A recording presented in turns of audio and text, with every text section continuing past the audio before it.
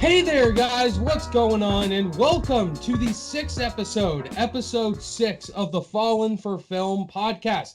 I am your awesome host, Ryan O'Toole, and we're here for episode 6. And as you can tell by the title, the thumbnail, we got a very exciting special guest on here. I've had history with this man if you've been following my channel for years, the many collabs we've done. But before we introduce the awesome guest we have today, I got to introduce my co-host. You all know who he is, Mr. Colin Williams. Colin, how you doing, man? I'm doing good. You know, it feels like all these weeks are kind of blending together. What week are we on right now? Do you even know? 60,000. Okay, 60,000. So yeah, I can't believe this is our sixth episode too. This is insane. But yeah, dude, I'm chilling. I'm in my PJs right now, just enjoying the weekend. Yeah, man, I'm just hanging out. So yeah, pretty standard stuff at the Williams household. At the Williams household. Well, at the O'Toole's household, we're just chilling as well. Okay. Anyway, let's introduce the special guest, shall we? This man, you've never heard of him. I never heard of him. I just found him on the street somewhere. Oh. Yeah. His name is Jay Vaters. I don't know this guy. Yeah, who are you? I am a Pop-Tart, chocolate flavored, and I want you all to eat me up. Yum, yum, yum, yum. Yum, yum, Jay yum, yum, yum. Vaters is here. 61 goddamn %. Jay, how you doing, man? I'm good. I'm glad there's no visual because I'm completely naked right now. Butt naked. Yeah. I was sweating a little bit. I was so nervous because of the podcast. So I'm like, I gotta take all my clothes off and stuff. So I'm just sitting here. I don't know what to say because I don't know. Is this a G-rated podcast or an R-rated podcast? It's like PG-13 kind of. PG-13. So that means we're allowed like 1 or 2 F words. That's it, right? Maybe one. That's not a promise we can make when Mr. Vaters is here. But anyway, fucking shit. You're the guest. Hey, you're our guest. You dictate the show at this point. Go for it, man. Let it rip. Okay. Yeah. All right, I'm fucking glad to be at this fucking podcast. Anyway, all right, moving on. Jay, we are super excited to have you here, man. Anyway, we got a very exciting episode for you guys today. There is so much movie news we're going to dive into. This is for sure going to be one of the longest episodes, longer than Avengers Endgame itself. But anyway, if you... So like 6 minutes, right? 5. Yeah, at the time of anyway... how we the Avengers Endgame anniversary, 1 year anniversary. Yes, it is the 1 year anniversary. We all sat our sweaty asses in the seats seeing Avengers Endgame. Yeah, we did for 3 hours. Yeah. So, boys, Colin and Jay, this is your guys' first time meeting. Yeah. Anyway, so let's talk a little bit before we get into the movie stuff. For one thing, I can't see Colin's face, so I'm assuming he's invisible. Extremely good looking. I thought you were invisible, like you were a ghost or something, and you're talking from another world. Am I getting close? This is a very handsome man from Florida. Handsome. I'm picturing like a Robert Pattinson sort of look. Maybe. You know what, Ryan? You described me to Jay because like how other people describe other people, if you know what I'm saying, is like a lot more interesting. Because if I say it myself, then I'm gonna just like sound a little bit plain, a little bit boring, you know. So, how would you describe me for the average Joe or the average Jay, so to speak? Oh, yeah, Colin is very. You know, he's very plain. You know, he's very average, but he's very... Sounds sexy. Yeah, there you go, sexy. Anyway, he's sexy and he knows it. Exactly. Yes. Go work that body. Jay, we haven't talked in a while, man. I know you're... I know what you do for work, Mr. Vaters. You work at a movie theater. Yes, I do. I know you're quarantined with your girlfriend who also works at the same movie theater. Yeah. Talk about what you guys have been doing. I know you've been uploading lots of videos together, and you guys are really cute. You guys are really cute together. Aw, thanks, Ryan.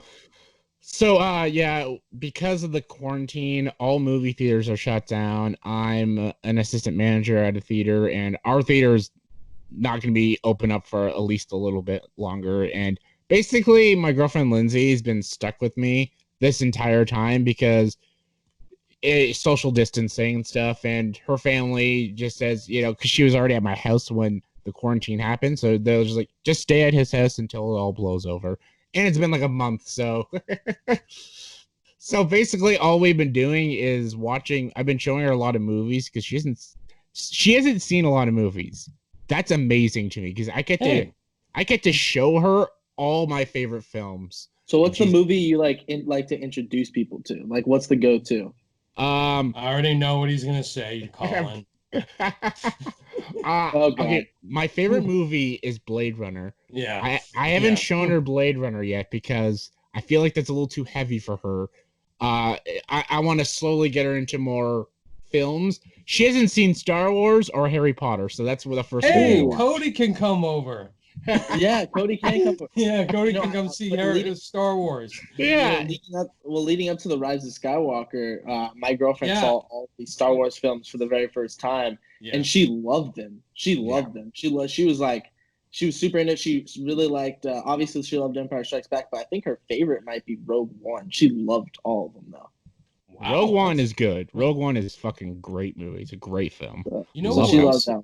I know who else thinks Rogue One's the best Star Wars movie. That's Griffin. Yeah, I was gonna say Griffin. Yeah. Actually, I just talked to Griffin the other day. Me and him were thinking about doing a collab soon. We were talking about the Amazing Spider-Man 2 just randomly, and we started talking. But we'll probably do a video together soon. Wait. So Rogue One's his favorite out of all of them, or just the Disney ones?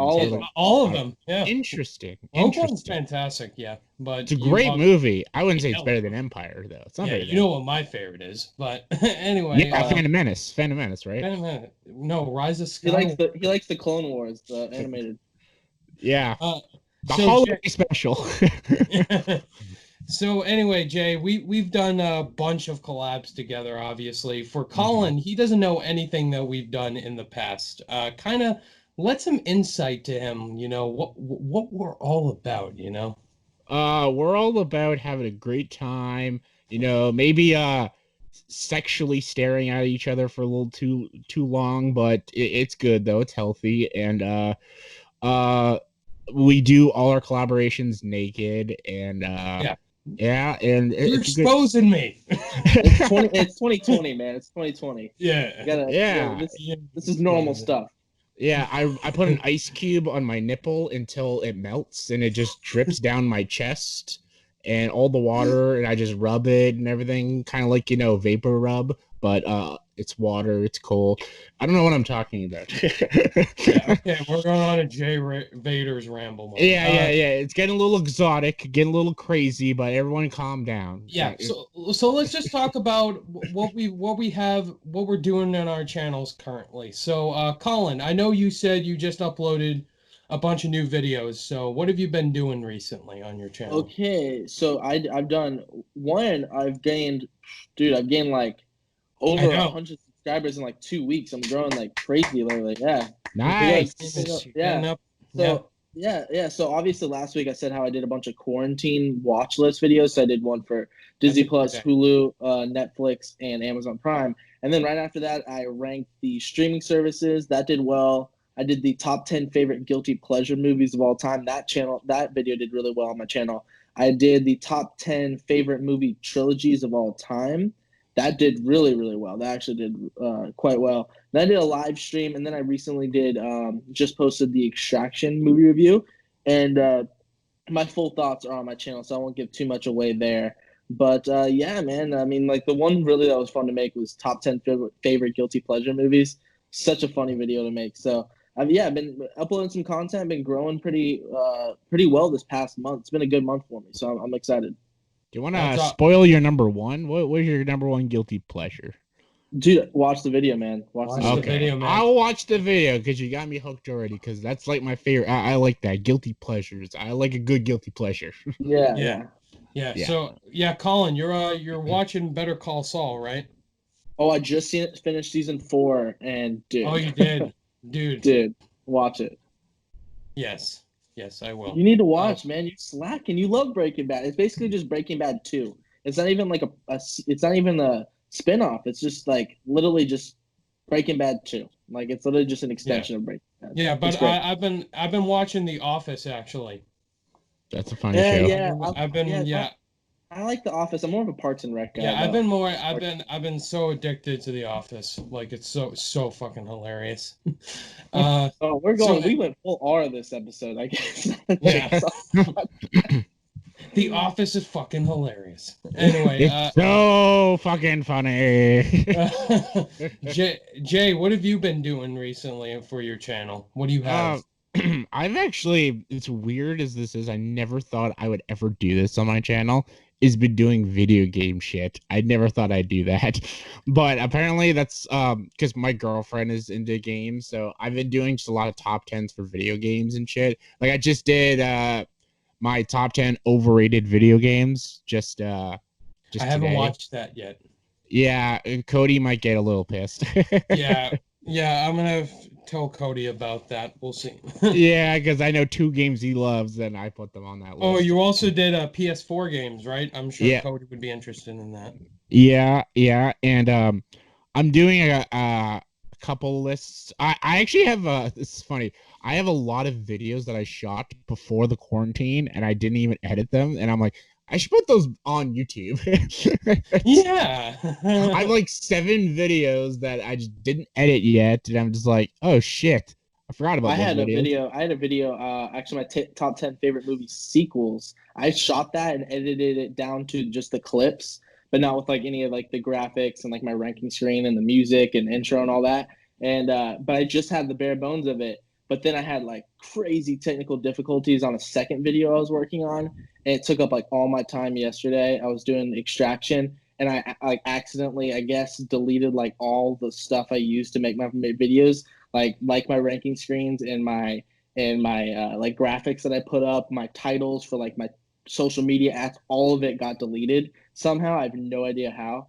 And so I had to redo all of that crap yesterday. So if you watch the extraction video, that took like 8 hours longer than it should have because I had to recreate everything. So thank you so much for watching it. So yeah, it's crazy. Yeah. So I've just been doing lots of videos. I've done a video basically like every day this week. I did the Fallen for Film podcast on Monday. Then I did a live Q&A on Tuesday, which Colin, we were filming at the same time doing that. We were both live streaming. And then Wednesday I did a Netflix review for the Willoughbys. You can go check that out to hear my thoughts. And I also did my top 10 favorite movie franchises. And then I did also Extraction as well on Friday. Jay, did you see Extraction? I have not seen Extraction. I'm actually watching it tonight. I literally am watching it tonight. Yeah. I have it saved on my Netflix to watch later, and I'm like, bam, I'm watching it. By the way, Ryan, I loved your favorite movies of all time. That was a great video. Yeah, that was the hardest ranking. I watched that on my TV, bro. Yeah, that was the hardest ranking video I've ever done, without a question.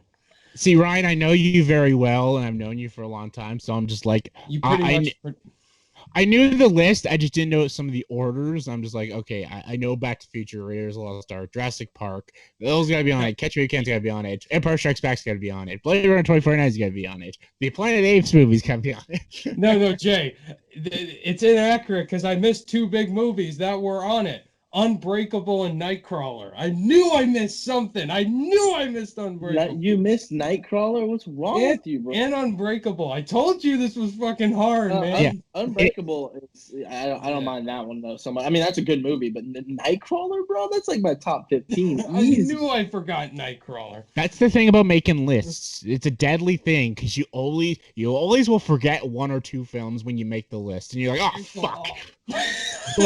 like right when it's uploaded on YouTube, you're like, wait a minute, I forgot a movie. I forgot Nightcrawler. Oh, yeah, because I do top 10 lists all the time, and it happens to be all the time. Like, oh shit, I forgot a movie. I'm like, oh no. Yeah, making lists. Then you get those people in the comments. Oh, where's this movie? Where's this movie? Where's this movie? Like, I know. Shut up. Leave me alone. I'm only human. Yeah. All right, boys. Let's get right into the topics today, shall we? Anyway, so So before we get into everything, if you're trying to find us on different podcast platforms, you can find us on Spotify, Google Play, and iTunes. So if you're too busy, you can't watch us on YouTube, then you can definitely check us out on those platforms and be sure to rate us as well. We would be greatly appreciative of it. So, boys, we got lots of movie topics to talk about. So let's just get right into the first topic here. The new romantic comedy, we were talking about this a few episodes ago, the Lovebirds with Like the Kumail first episode, Nanjiani. yeah. Yeah, Lovebirds has a release date. It's coming out on Netflix on May 22nd, so it's coming out next month. That was a comedy I was definitely looking forward to seeing, and we knew it was going to Netflix. We just didn't know when it was coming out. And so May 22nd, Kumail Nanjiani and Issa Rae, they had an Instagram video they made that was on Twitter, and they announced the release date for it. So, Jay, did you see any trailers for this movie, or did you find out it was going to Netflix? What's your thoughts on this overall? The saddest thing is I know nothing about this movie. Haven't seen a trailer, don't know anything about it. But I like Kumail Nanjiani. I love like Big Sick and stuff, and I like the show Silicon Valley, so I'll see it. I'm excited for it. I don't know anything about it, but I'm excited anyways. You know, I'm an excited guy, you know. So, woo, positivity. Yeah, the movie looks funny. It looks like a really funny action film as well, kind of like Stuber. But it's cool that it's coming out on Netflix, and Colin and I were pretty much talking about this a few episodes ago. So finding out it has a release date sounds awesome. Yay! Anyway, this is a big topic right here, boys. I was shocked that this was I knew it was kind of happening, but to see it's getting this big of a deal is kind of crazy to me. Universal has finalized a 5-year deal with Warner Brothers to make new franchise films for the Lego universe. So basically, the Lego movie universe is going to Universal on some properties. So, Colin, overall, what's your thoughts on the Lego movies you've seen and this news? I saw the first Lego movie and then I saw the Batman Lego movie. I actually really enjoyed both. Actually, the Batman Lego movie, I just had left a funeral and it really kind of cheered up my spirits. It's really fun, cool, Batman film with some Lego movie humor and stuff like that. So I really enjoyed those two movies, kind of their debut stuff. But I never checked out Lego Movie Part 2 or the second part or whatever it was called. For some reason, I heard some good things about it too. But and then the other ones, like kind of the more spin-off stuff, I haven't checked out. But I'm actually a big Lego video game player. I actually really like those games. I'm a big video game player, so I like the so I like the Lego universe, if you will. So this was kind of interesting news though, because obviously with Warner Brothers, when you have these movies, Warner Brothers is owned by they own Harry Potter and like the DC characters and stuff like that. So if they're moving over to Universal, are we for like the Lego movie and stuff? Are we gonna see like Fast and the Furious or Jurassic Park? Oh boy. Park? So that's kind of funny actually. So I would love that. Can you imagine like Dom with freaking velociraptors like with in Chris a Lego Pratt, movie with Chris Pratt? Yeah, that'd be Chris that'd be Pratt plays two characters now. Yeah, so Owen, I was kind of Owen and Emmett. Yeah. Yeah, so yeah, I didn't even think about that. Good point. But so yeah, man, I'm actually kind of pumped for it because then we could see new product. Because if it's under the Warner Brothers banner, that you're stuck with kind of those properties. We've seen those already, so kind of switch it over to Universal, and we can get the Jurassic Park like Lego movie and stuff, and or whatnot. You're not really exactly like a Jurassic Park Lego movie, but have their characters pop in just like they did with the Lego movie. So I'm actually kind of pumped about it. It's really interesting news though. Yeah, so I am a huge fan of the good Lego movies. I love the Lego movie. I mean, I saw that in the cinema. I had no anticipation going into it. Like, this looks like the dumbest idea possible, but it was absolutely awesome. I just love the movie from start to finish. Love the characters, love the world. Everything is awesome. And then everything is awesome. And then we go to the Lego Batman movie. I think actually I might have preferred that one over the Lego Movie because I'm such a diehard Batman fan. I love Will Arnett as Lego Batman.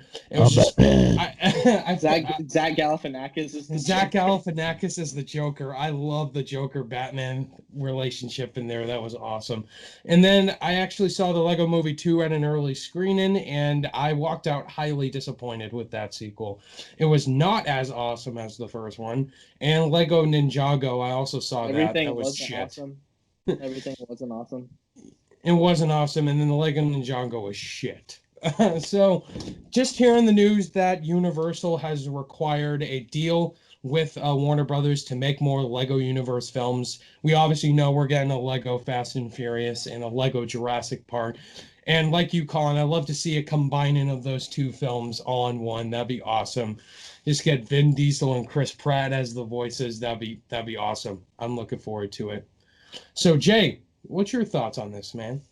I don't know really. It could be great, but could also be a really awful cash grab. That's what I'm trying to say. I like the Lego Movie a lot actually, and Lego Batman. Those are fucking badass movies. Yeah. Lego Movie 2 had moments that I liked, but it was kind of okay. Ninjago, I agree, Ryan. It's a bad movie. Yeah, it was. But I'm also with Colin because I like the Lego video games. Those are cool games. So fun. Yeah, they're very fun games. I really liked the Harry Potter ones, and I just like how lighthearted they are. Like I don't Yeah. want to get like super invested in like these crazy storylines where I have to like go ham on all these. Like I have to be like a god mode video game player. Like I just like kind of like chill, relax. Kind of Lego games are like perfect for that. Yeah, and they also kind of like satirize the actual thing that they are making. Like in the Lego Harry Potter, it's Harry Potter, but they also kind of make fun of Harry Potter. Star Wars, it's Star Wars, but they also make fun of Star Wars. Yeah, kind of satirical for sure. Kind of like Lego Batman too, making Yeah. fun of all the other Batmans. Yeah, Yeah, the it's a Lego Batman universe movie, is actually kind of funny. Yeah. Yeah. So it can be really funny, especially like the Fast and the Furious, because there's so many of them, and Fast and Furious is very easy to make fun of. I feel like though, hey, watch it, man, watch it. I'm a big yeah, Jay, Colin loves the Fast and Furious. Okay, sorry. Jay, let's just say together, we're both not looking forward to Fast 9. No. Yeah. No. No, it looks awful. Yeah, it doesn't look very good. Yeah. Han is back, bro. Han is back. Are you crazy? Justice for Han is coming. Actually, we don't know when it's coming next year. Actually, sadly, it is coming next year. Yeah, we have to wait another year. It should have got delayed 4 years. Stop. Anyway, so yeah, this is very exciting news. I'm looking forward to seeing what Universal does with these Lego movies and what universe films we have to come. So it's very awesome news. Yeah, the one that actually, just to close that one, the one made Lego Movie so cool is because how different it was, and I feel like we kind of got tired of the Lego thing after Lego Movie 2 and Ninjago stuff. So that's why it makes me nervous, because Lego Movie and Lego Batman Movie were so unique, but it could get old and tired very quickly. That kind of humor and even that style, the Lego designs and stuff, it's really cool. It can get very old and tired, so that's why I'm nervous about it. Yeah, me too. Yeah. Too much humor, not much story. That's what I'm kind of worried about as well. Yeah. So yeah, this is very exciting. I'm looking forward to seeing. Hopefully they're good. So anyway, boys, let's transition to some DC news. We had a bunch more movie delays, which is to be expected with what's coming out and what's going on in the world right now. So anyway, boys, we have new release dates from both the DCEU as well as the MCU. So we have a brand new release schedule going on here for the DCEU. They basically have their dates set as of right now for all their films to come. So we obviously know that Wonder Woman 1984 is coming out this year, boys, and it is coming out August 14th, 2020. That is the release date. If movie theaters are still closed, then they're going to delay Wonder Woman, which is sad. So August 14th, and then we have James Gunn's Suicide Squad movie is coming out August 6th, 2021. which, fun fact, it's coming out the same day as when Suicide Squad came out, August 6th. Oh, nice. Yeah. Interesting. So anyway, then we got the Batman, which I'm sure everybody was looking forward to. That got pushed back to October 1st, 2021. Black Adam is coming out December 22nd, 2021. The Flash movie, that's still happening, is coming out June 3rd. Ezra Miller is going to choke a bunch of people in that movie. Yep. June 3rd, 2022. Shazam 2, November 4th, 2022. Aquaman 2, December 16th, 2022. Now, just yesterday, they announced brand new release dates for the MCU films for some reason. So Black Widow is coming out still November 6th this year, 2020. The Eternals is coming out February 12th, 2021. Shang-Chi and the Legend of the Ten Rings is coming out May 7th, 2021. And now we jump forward to 2022, where Thor Love and Thunder is coming out on February 11th, 2022. And Doctor Strange in the Multiverse of Madness has been pushed up to March 25th, 2022. Black Panther 2, May 6th, 2022. And Captain Marvel 2 is July 8th, 2022. So lots of new release dates. The MCU, they pushed back a lot of their films an extra year. So, Colin, overall, are you shocked that the MCU kind of switched a lot of their films after they had a set lineup? No, not really. I mean, this is kind of like, I feel like I'm in the film Edge of Tomorrow. It's just kind of like live, die, repeat every single day. It's like another movie bites the dust, it's getting delayed or canceled or put the VOD or put on a streaming service. So, it's and some of these movies are so far away. Like even Spider-Man 3. I know we're getting into that in a second. Yeah, but we're even gonna get Spider-Man into 3. that. Yeah. Yeah. Some other films are getting delayed too. It's kind of like, all right, like I'm kind of worried about, I'm worried about like Dune and like A Quiet Place and Part 2 and Tenet and Black Widow, stuff like that. Some things that I could actually were kind of within my grasp at one point. Like these films, some of them are so far away. It's like kind of hard for me to. I mean, in the long run, I'm gonna care, but right now, it's kind of just like, yeah. I mean, makes sense. It's kind of just like let's just rinse and repeat at this point. So no, not shocked whatsoever. This is taking up a bulk of our movie news every single week. Is delays Galore. So all these episodes are kind of like just like, yeah, it's kind of being taken over by these news. So yeah, man, not too crazy of a take, honestly. So Jay, overall, what are your thoughts overall, just basically on all this? Are you excited for a majority of these movies coming out? The DCU, the MCU? Just give me your thoughts on all this, Jay. Well, the good news about the Wonder Woman, if that is true, that means movie theaters will be open. Thank God, I have a job back again. I can provide for my family. Exactly. I can work finally. I can pay bills. But Wonder Woman was the biggest one I was looking forward to. That was really awesome. Me too. I'm with Colin. I really wanted A Quiet Place 2. Like that was like so close to coming out, then just delayed. I'm like, fuck. Yeah. Like shit. Fuck.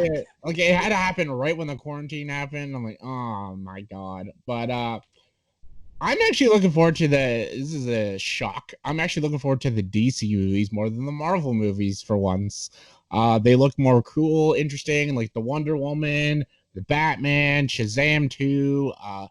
Those look cool. And the Suicide Squad by James Gunn, I'm like, yeah, I'm excited for anything James Gunn's gonna do and stuff. Yeah, I'm more excited for DC because some of the Marvel ones, some of them I really want to see. Like Black Widow looks pretty fucking cool, but some of them don't look very interesting to me personally. I'm just it'll probably be fine. It's a Marvel film, but it looks kind of underwhelming. But the DC ones look cool. I hate that I have to wait like a year for most of them, but hopefully we'll get them soon. Hopefully they're not pushed more into the future because of the pandemic, but we'll see. Give us movies and most importantly, give me my job back. Give Jay his job back. This is the episode title.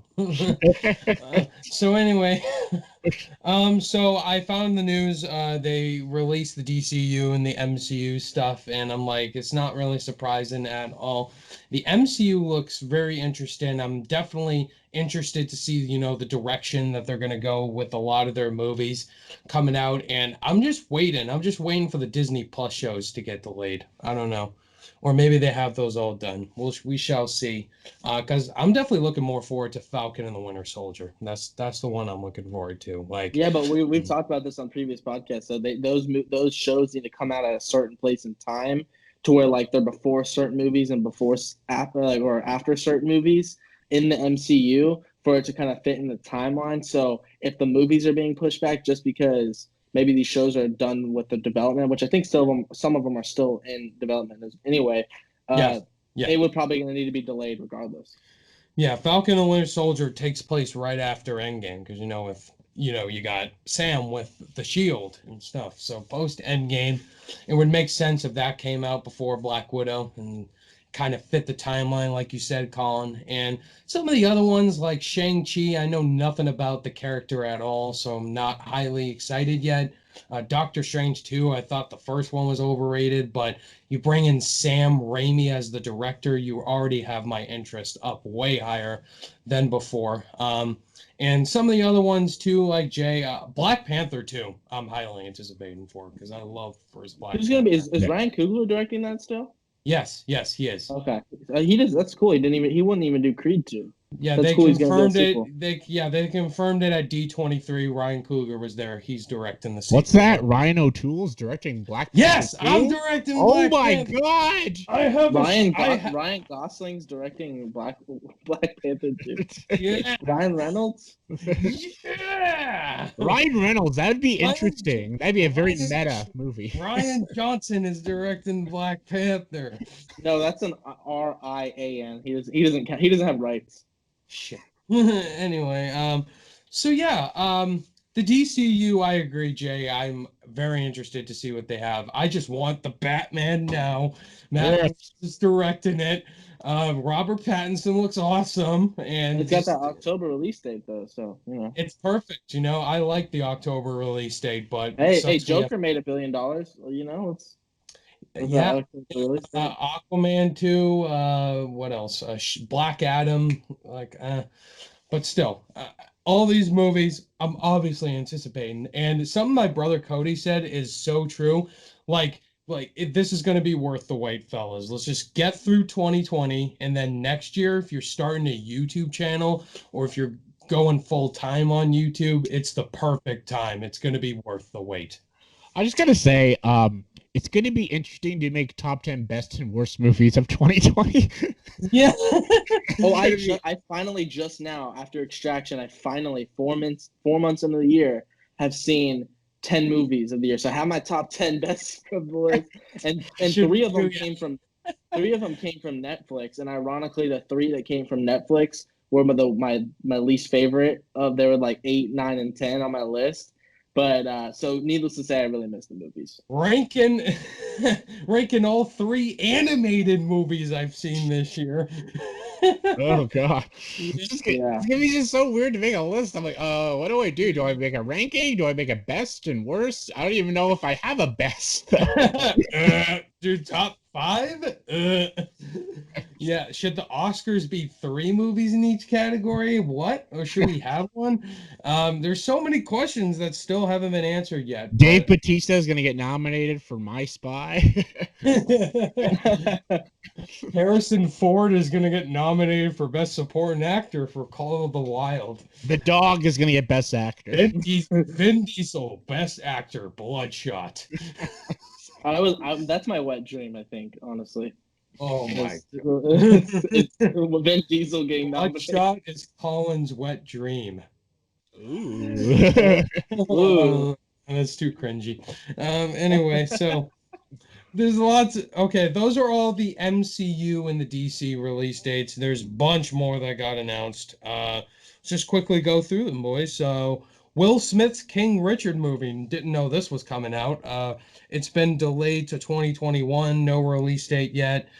Baz Luhrmann's Elvis Presley biopic, which I heard was in the works. That's coming out November 5th, 2021.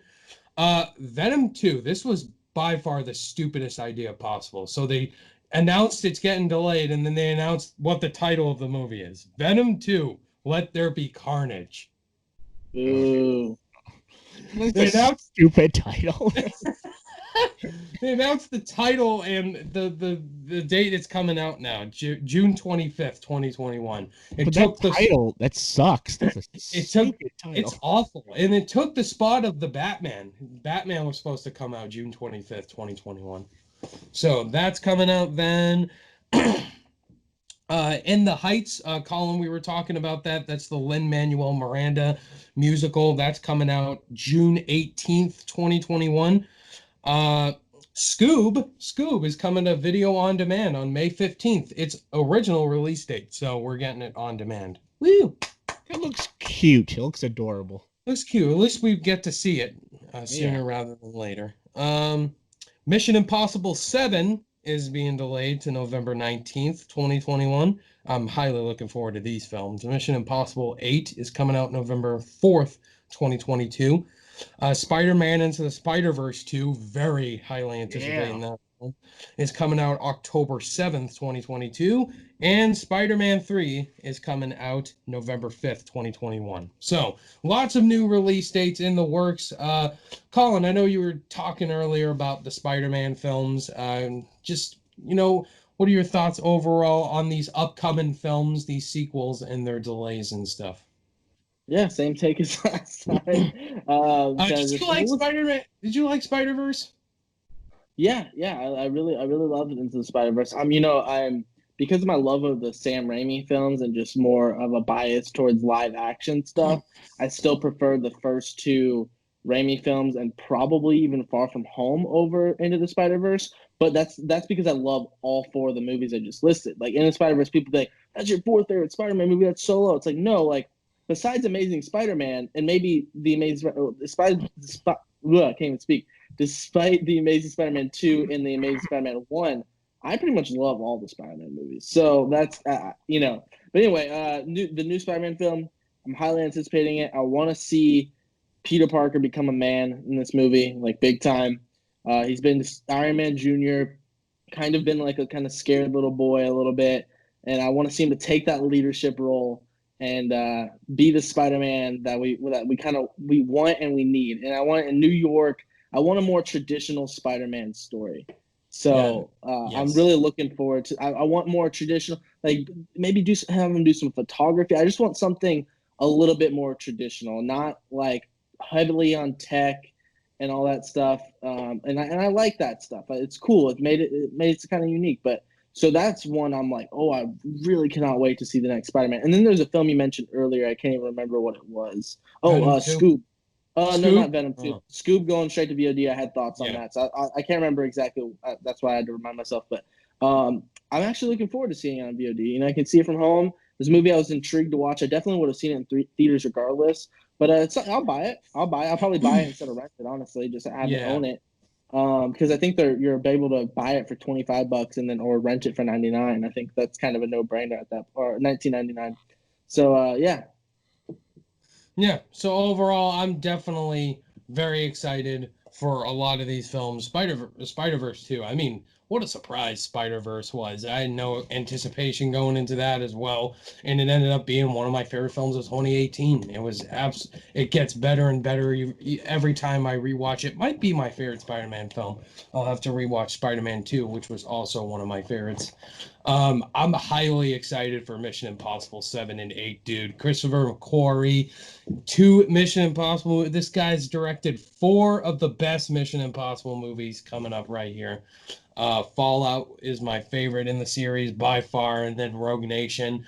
Like McQuarrie, I don't care. A lot of people are pissed that he's directing 4 Mission Impossible movies. Like, did you even see Fallout and Rogue Nation? He directed 2 of the best films in the series, and I'm just highly looking forward to those.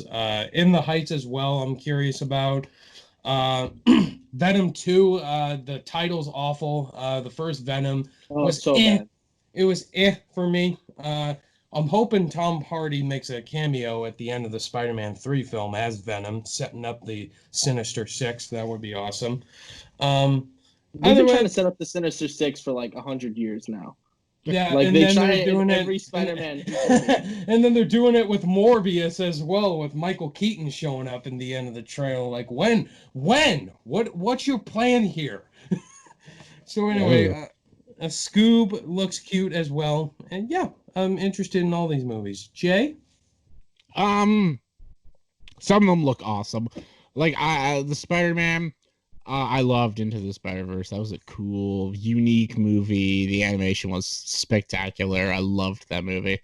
Can't wait for the sequel. Spider-Man for the third one. I'm really excited because how Far From Home ended. I really want to know what the hell's happening and shit. I actually just recently beat the Spider-Man video game, so I'm in a Spider-Man sort of. Dude, nice, the Spider-Man video game. That's my favorite video game of all time. PS4. I don't play a lot of video games. Like I think I ruined my credibility when I said that my favorites are like the Lego video games. So I play a lot of Lego, but like when I'm in the video game mood, but maybe a little bit of Star Wars games here and there. But dude, Spider-Man PS4 is so good. That's like the perfect Spider-Man game. Like if that turned into a movie, that's the best movie, honestly. So good. Yeah, and they have like the Sinister Six in that one. It's really fucking cool. It's an emotional story. Like holy crap, it was so good. But yeah, make that into a movie. That's like the best adaptation of Spider-Man. To be honest, it was so good.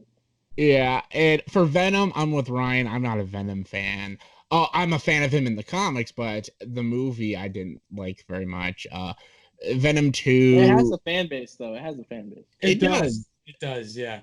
The title is ridiculous. I'm like, wow, okay. I wonder what it's. Wonder what it's about. Is there a title that's more just on the nose and like less like so uncreative? Like Let There Be Carnage. Like that's so like a middle schooler wrote that. I work with middle schools. I know that's something that they would write. It's like Snakes on a Plane. You're just like, what's it about? Snakes on a plane. Yeah, come on. Carnage is one of the best comic book villains in the comics, easily. Like, what kind of title is that? Some people like it. They love how cheesy it is. Yeah, and then they teased Woody Harrelson as playing Carnage in that stupid, awful post-credit scene. I'm like, come on now.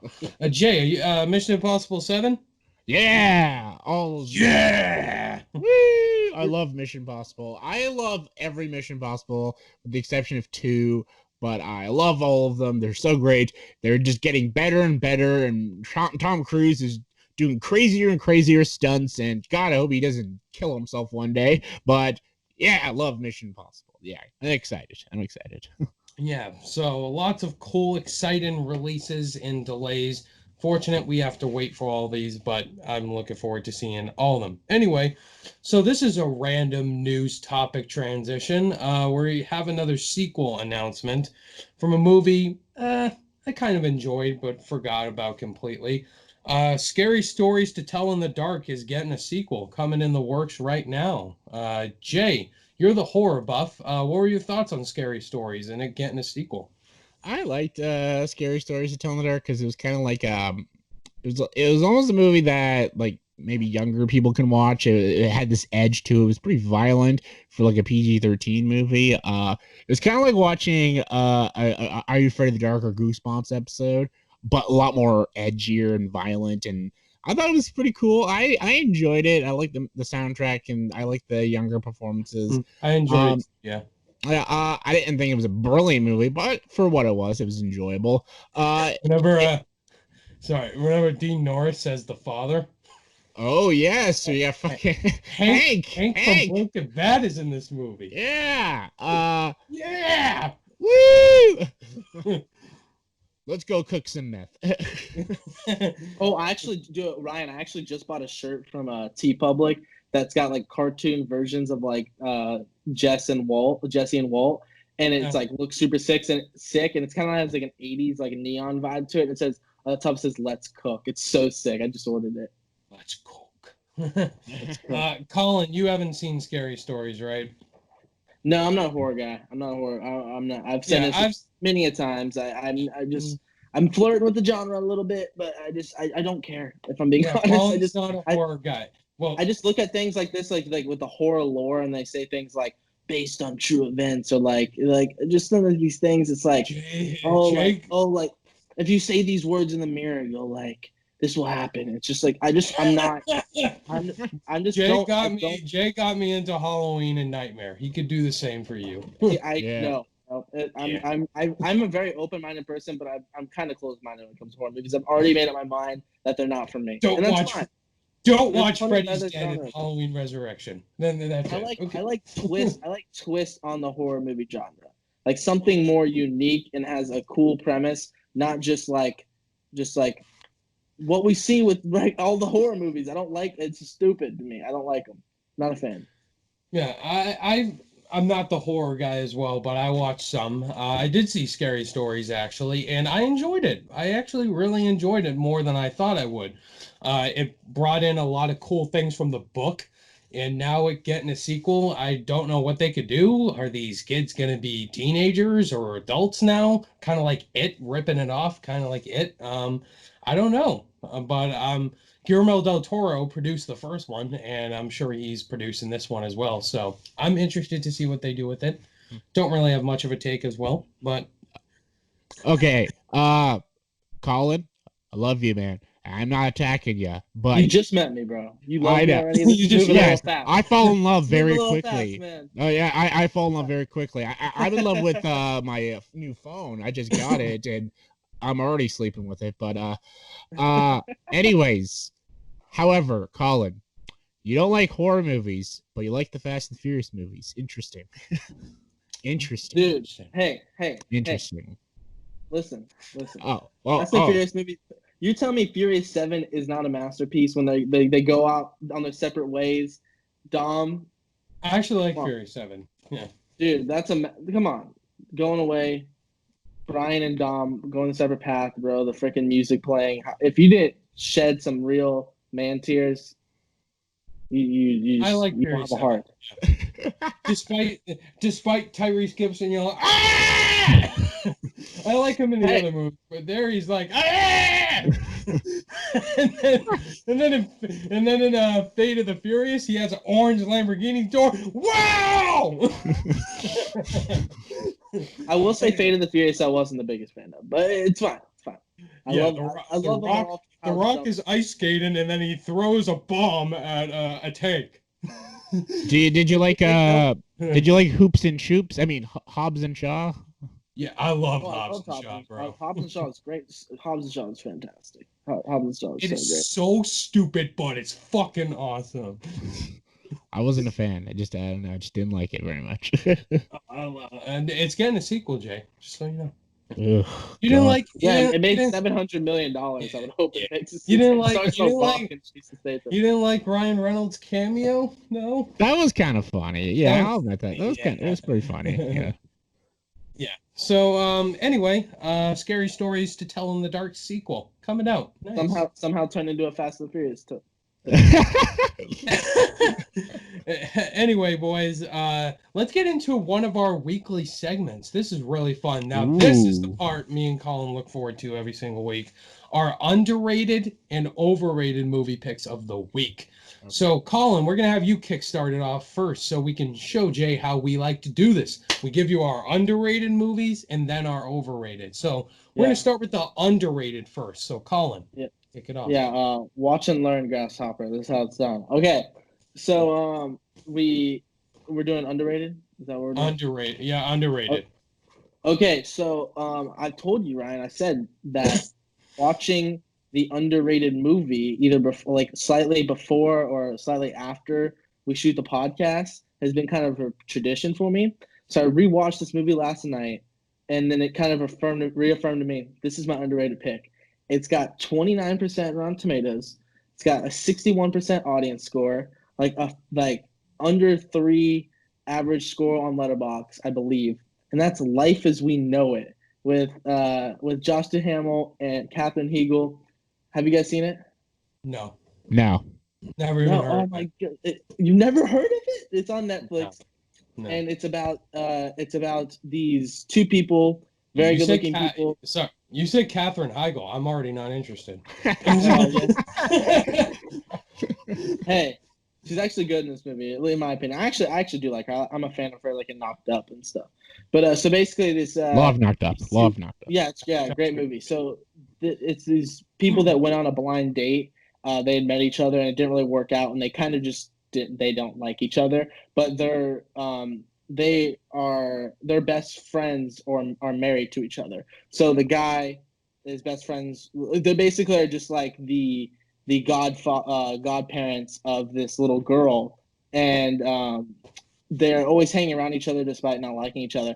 And needless to say, they're best friends. They die in a car accident, and they leave the daughter to be raised by them two, but they're not dating each other, and they don't like each other, and all of a sudden they have a kid, and like Josh Duhamel's like this bachelor kind of guy, like kind of does his thing, and then Katherine Heigl is a very kind of what she is in a lot of her films, very driven woman, kind of a little particular in how she likes to do things. And needless to say, you have a fun little rom-com about two people raising a baby that don't like each other, so they're like dating other people, but then they're raising a kid together. They never dated or anything, and it's got a lot of heart, and it's got comedy, it's got the romantic moments, and it's actually quite like touching to me. And I don't understand why people don't like it. I actually love this movie, and it was a spoiler. It was on my guilty pleasure list. Interesting. All right. Want to hear my underrated movie pick? Yes, let's hear it, Ryan. I'm excited. This movie, I think it is absolutely phenomenal. And in the year 2017, when I watched people's top 10 best movies of 2017, and I saw it was nowhere near people's honorable mentions or even top 10, I'm like, how if people are not having even seen this movie or are talking about it? Until I saw Tyler Tompkins' list, and this was his number 3 of 2017. And I'm like, thank you. At least somebody has this movie. That is Only the Brave. Yeah, that's underrated. You guys both seen it? Good movie. I've not seen it. My dad loves the movie. He's like, dude, it's so good. You have to see this movie, Colin. It is so amazing. You'll be crying. You'll be crying. Didn't the guy that directed Deepwater Horizon and no, you're thinking of Peter Berg. You're thinking of the guy that did Mile 22 and Spencer Confidential. Anyway, it's underrated because a lot of people haven't seen it. Yeah. So this is directed by Joseph Kosinski, the man that directed what's that Tom Cruise movie? Oblivion. He directed Oblivion, and Top Gun Maverick he's directing as well. He also directed my porn movie. Jay's porn movie. So yes.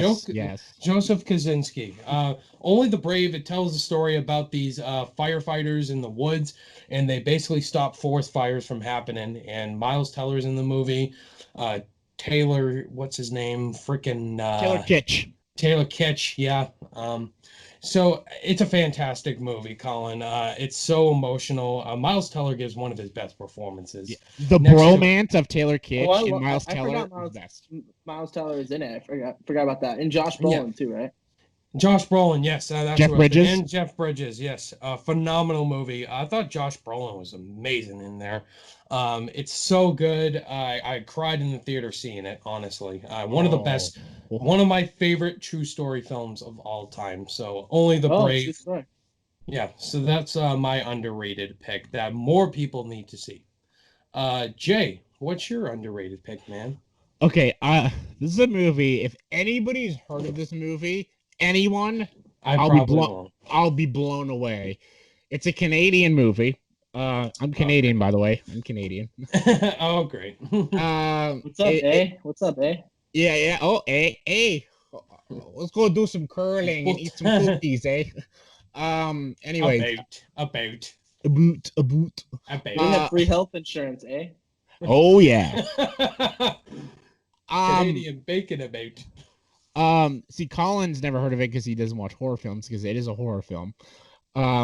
It's called Pontypool. Pontypool is a Canadian film about a radio host who's doing the midnight show, and while he's doing the midnight show broadcast, a zombie apocalypse is happening, but he doesn't know it's happening because basically he has to barricade himself within this like, little booth he's in while everybody in the world is dying, and he's just reporting and doing like a podcast on the radio. And while he's getting calls in from people and his fans saying that people are slowly dying, and basically has no idea what to do but just stay on air. And basically the whole movie is just him talking on the radio while everyone's dying by the zombie apocalypse. It's called Pontypool. It's a really cool movie. It's a very cool way to do a very low budget horror film because they don't have the big budget and everything. So it's a very unique and clever way to do a scary horror film, but all in one space. It's a really claustrophobic, creepy, eerie film with a really good performance by this. I don't know who this guy is, but it's just him in the movie, and it's a fantastic performance. Really great movie, puts you like unnerved. How the movie ends is also really fucked up, and really great film. And yeah, definitely check it out if you're a horror fan. Pontypool, underrated. Oh, all right, you already got me interested. yeah, really all good right. movie. So, yeah, Never even heard of it. That's the point, right? I like the alliteration on the title though. Pontypool, I like that. Pontypool. Yeah. That's the name of it's the name of the town he lives in. It's called Pontypool. Pontypool. All right, so that's Jay's underrated. Yes. Colin, now let's get the shots fired. What's your overrated pick this week, man? All right, man. So you know how I was maybe like our first podcast, I think we did our top 10 movies we're watching while we're quarantined, and I picked a lot of 80s movies, right? So yes. I'm a big 80s movies fan, and therefore I see a lot of 80s movies, and I have my favorites. This one is easily the most overrated of the bunch. I think there are better ones. Heck, I think there is more. There's ones in the 90s that are better than this one, and that's The Breakfast Club. I think The Breakfast Club is overrated. What? Get out of here. I'm out of here. Oh, I'm defended. Oh, wow. The Breakfast Club, there's so many. I mean, that you've got when you got Ferris Bueller's Day Off. You've got Risky Business. You've got Can't Buy Me Love. You've got Fast Times at Ridgemont High. Say Anything. You've got some great 80s movies. And then heck, even like Dazed and Confused, which is a 90s film, but that's based in the 70s. So it's kind of a different time period. But like I'm talking about these like coming of age movies. In The Breakfast Club, it's good. It is good. But I didn't give a shit about any of the characters really. Honestly, I found the characters more compelling in all the other. Fast Times at Ridgemont High. If you haven't seen Fast Times at Ridgemont High, I guarantee. Very good. Watch both movies. There's no, in my opinion, there's no debate for me. I think the Fast Times is better. And The Breakfast Club is a movie that freaking teenage girls love, that all bunch of movie buffs love, and I think it's good. But in a decade where there's so many iconic movies that had like that coming of age John Hughes vibe to it, I think there's just better ones. I think there's just better movies. Wow.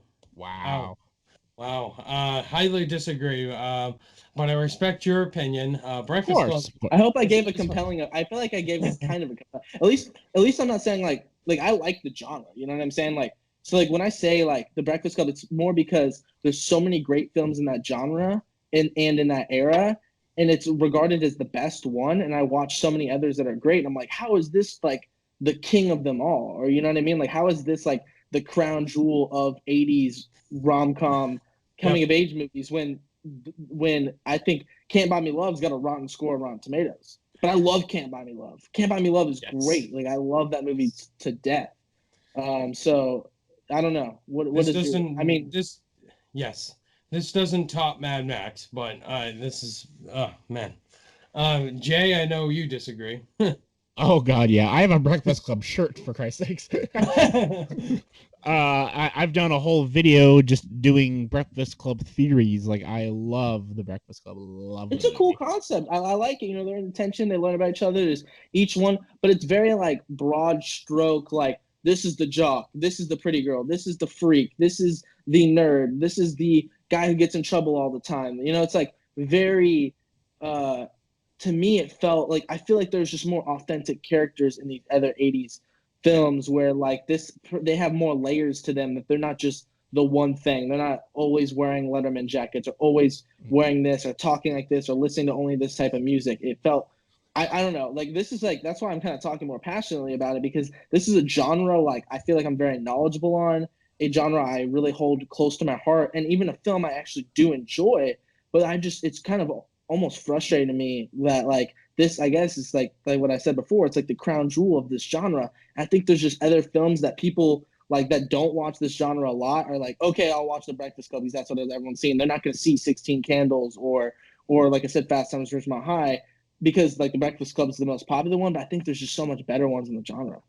See, I do agree with you on that, but I think the point of the Breakfast Club is, yeah, they all are those like stereotypes in high school, but the point is that they all have to clash together, and the fact that these people who have all these stereotypes, the fact that they can get along and actually be friends is actually quite fascinating, and the fact that like, oh, this one guy's like, he's a drug dealer and he's a criminal and stuff, but he can get along with someone who's a complete nerd, like the guy Brian and stuff, and the fact that a jock doesn't want to be a jock anymore. He actually has a little bit of layers to him, like he's only a jock because his dad forces him to be a jock. Maybe he wants to be something else. Like, I feel like there's a lot more layers to Breakfast Club actually, and I love the movie. I think it's a really good movie and stuff. And even the one girl, the basket case, she actually is dealing with a lot of depression, maybe even suicidal. Like, there's a lot of interesting layers to the characters.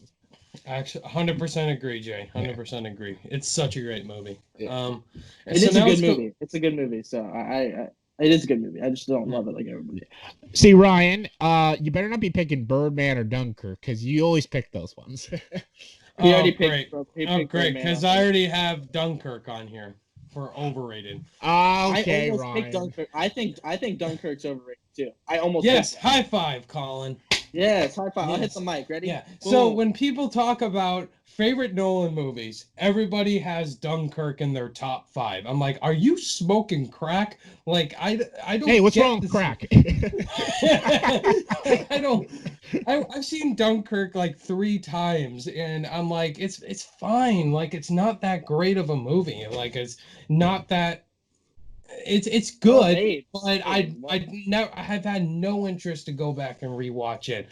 I saw it in the theater, and based on the technical experience alone, which is incredible, I just didn't love it. Like, I didn't get what everyone was gushing on about. Like, I'm a character guy, okay? Like, all the characters I just could care less about.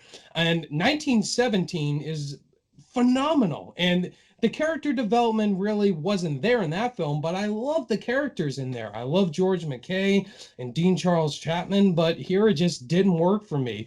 They spent half of the film stuck in a boat or something, and it's paced poorly, and it's just not that well structured of a film. I felt 1917 worked for me because it was perfectly paced, perfectly structured. Not one moment of that film bored me. Like, it had a complete story from start to finish. This one, it talks about a tragedy, obviously, and it's about survival, and it's not paced properly. It doesn't have a story that I really connected with. And some people may do, and if you do, I respect your opinion. Glad you love the film, but I just don't. I don't love it. See, Ryan, I knew you were going to say this, but I like Dunkirk, but it's not in my top 5 favorite, but I still enjoy Dunkirk. I still think it's a very good movie. But it's not like his best now. Easily now. Yeah, I prefer Interstellar over Dunkirk. Okay, no. No. I cannot wait for my Nolan series I have coming up on my channel so I can talk about Dunkirk with somebody and then do my actual rankings. So I set off all the bombs. Okay, wait. Are you doing Interstellar in this one? Yes. Oh, pick me for Interstellar, man, please. All of them. I'm doing all of them. Pick me for Interstellar. Pick me. That movie sucks. Oh man, this is. Oh, I'm not gonna get into it right now. But yeah. All right, Jay, what's your overrated pick, man? I'm curious. I have so many. I'm just gonna try to think of one off the top of my head. I think a lot of movies are overrated. You know what? This movie has a great rating on Rotten Tomatoes. I have no idea why. I think the critics are high or something. It's Mamma Mia 2. Here we go again. How is this movie so fucking ironic? I hate this I movie. didn't even see it. I saw the first one. I'm like, fuck, I'm not seeing it. Oh, it's got like, I think it's like an 80 something around Tomatoes. Yeah. Even some people are like, oh, it's actually pretty good. Like, no, it's so dumb. It's just as bad as the original, but the story doesn't make sense. Lily James is the only one that's pretty good. The song, they use all the ABBA songs, but the funny thing is they use the same songs as the first movie. So all you gotta do is watch the first movie. You'll hear the songs again in this fucking movie. And then the songs, they don't match the plot. Like they're singing Dancing Queen, but I'm like, this has nothing to do with the Dancing Queen. So what the hell are you singing Dancing Queen for? Then they sing Mamma Mia. The songs don't match the story. So they're just singing the songs because they're popular songs. It's kind of like the Rock of Ages effect. It's just they're singing popular songs just because they're popular. They don't make sense with the characters or the story. They just sing it because everyone knows the song, so they'll just tune with it, have a good time and dance. But honestly, it was annoying. I'm like, oh, come on now. This is just stupid. Just dumb. And the funny thing is they marketed Cher in the movie, but she's in the last 10 minutes. So don't see it because of that. And it was a ridiculous movie. I don't understand how it has a huge rating on Rotten Tomatoes. I'm like, what? I think it's for like families and stuff. I think they know the target audience. But yeah, I haven't seen it because I don't care. Yeah. But I kind of wanted to comment more on like, I don't mean to kind of go back to Dunkirk because I kind of just I had the similar experience too. I was kind of like so excited for a new Nolan movie. And it was kind of just dull to me. Like it was well directed, but it just I'm a character guy. You know what I mean? So like Saving Private Ryan, I'm able to connect with characters. So. And every time I rewatch Dunkirk, I say the best part was Christopher Nolan's direction. He 100% deserved the nomination. Like Nolan is the only true MVP of the film. Like it's perfectly directed. The technical aspects, all of that is phenomenal. Just I wasn't connected with the story at all and what was going on. I fell asleep nearly in the theater. For me, for Dunkirk, for me, I'm with you guys. I love characters. I'm all for characters. I feel like this movie though, I don't think it was about the characters. It's about the incident. It's exactly. That's what people tell me all the time. And I don't care.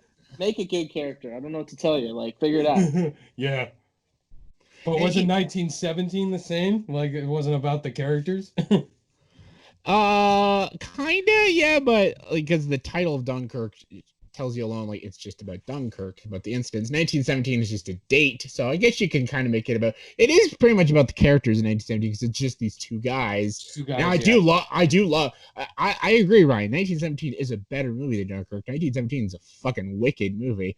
Yeah, but I love 1917. Yeah, it was really. I was on the edge of my seat in 1917. I was like getting nervous watching that movie. Like I was sweating. I'm like, oh my god. But Dunkirk, I do find it is not his best movie, but I still think it's good because it's a well directed. It's probably like one of my least favorite of his movies for sure. Yeah, same. I think because of a like technical achievement.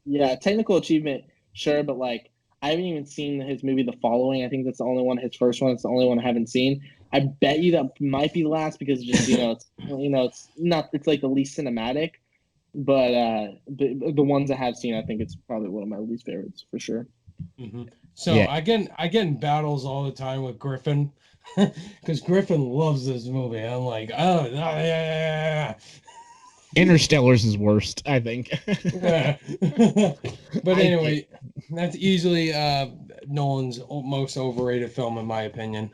So yeah, Jay, Mamma Mia, didn't even see the sequel because I saw the first one. It was awful. Yeah. So didn't even bother. You ain't missing much. It's the same movie basically all over again. Yeah.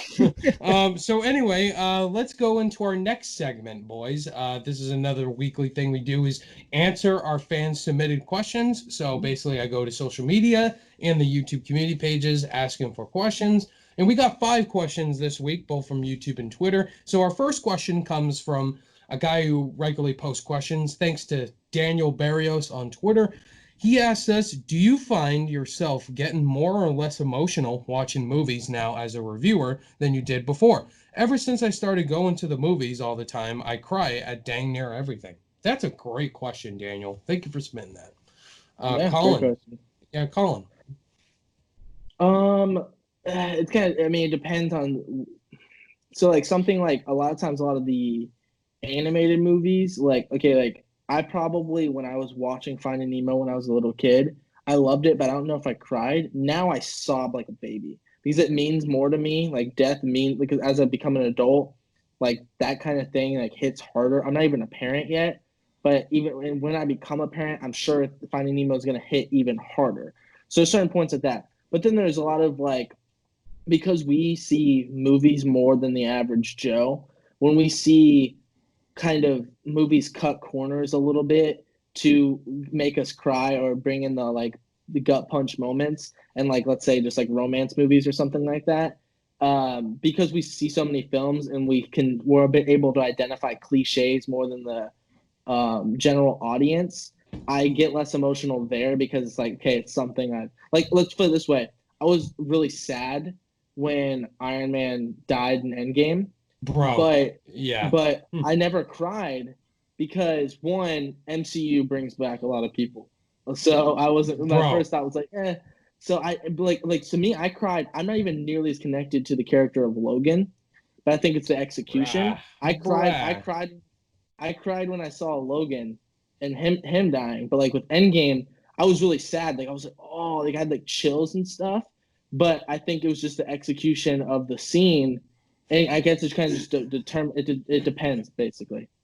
Bro, I was crying for 20 minutes when Iron Man died, bro. It got me. It felt like a family member I died. would see. I was more crying at like the portal sequence, like seeing everyone coming back because I was just so like overwhelmed with Yeah, I was just happiness for like that whole scene, like him saying "Avengers Assemble" and like dun dun yeah, dun and dun yeah, dun Alan dun dun. Silvestri's Like score, that's what yeah, gets me. that The see music. that's what makes me cry because of the storytelling and the moment on display with Iron Man. Like, don't get me wrong, I was very sad and I'm not a huge crier like in a whole lot of movies, except for like two movies that cry like a baby are The Perks of Being a Wallflower and Wonder, the movie Wonder, which ironically is Wonders. about I just bought on Blu-ray. the Wonder is directed by the same directed by the same director of The Perks of Being a Wallflower. So like, and I found that out the other day. I'm like, oh, got it. He's got me wrapped around his finger. I cry so much during his movies. So yeah, crazy stuff. But yeah, Yeah, that's sorry, that's kind of my long-winded answer. yeah, so I cry pretty much at things that I've been connected with for like years, and Iron Man's death really affected me during Endgame. Just the way it was directed, the way it was acted, just so emotional. Like it feels like a family member died, and then it just Yeah, transitions, and like I did cry and a I lot wasn't, during his yeah. funeral. So Yeah, I wasn't the only one too. Everybody in the theater was the same. And I also just cried most recently during War for the Planet of the Apes. I rewatched the Planet of the Apes trilogy again, and War for the Planet of the Apes just makes me cry like a baby with Caesar's death and just the moment, when the apes do the hands up in the air, like the score in those movies. I'm just yeah, offended that yeah. it hasn't even won an Score Oscar. the score can This help a all lot. three Planet of the Apes movies, none have received an Oscar, and Andy Serkis too. I'm just offended that none of I have those a movies question got for you. any Oscars. I have a What? question. So I know you like The Perks of Being a Wallflower. I cry every. Do you cry when you see that movie?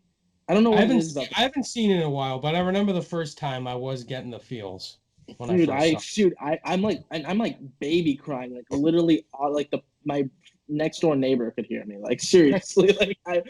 It's so, So I'm like you, I don't cry in a lot of movies, but Toy Story 3 is a pretty obvious one. I cried like a bitch.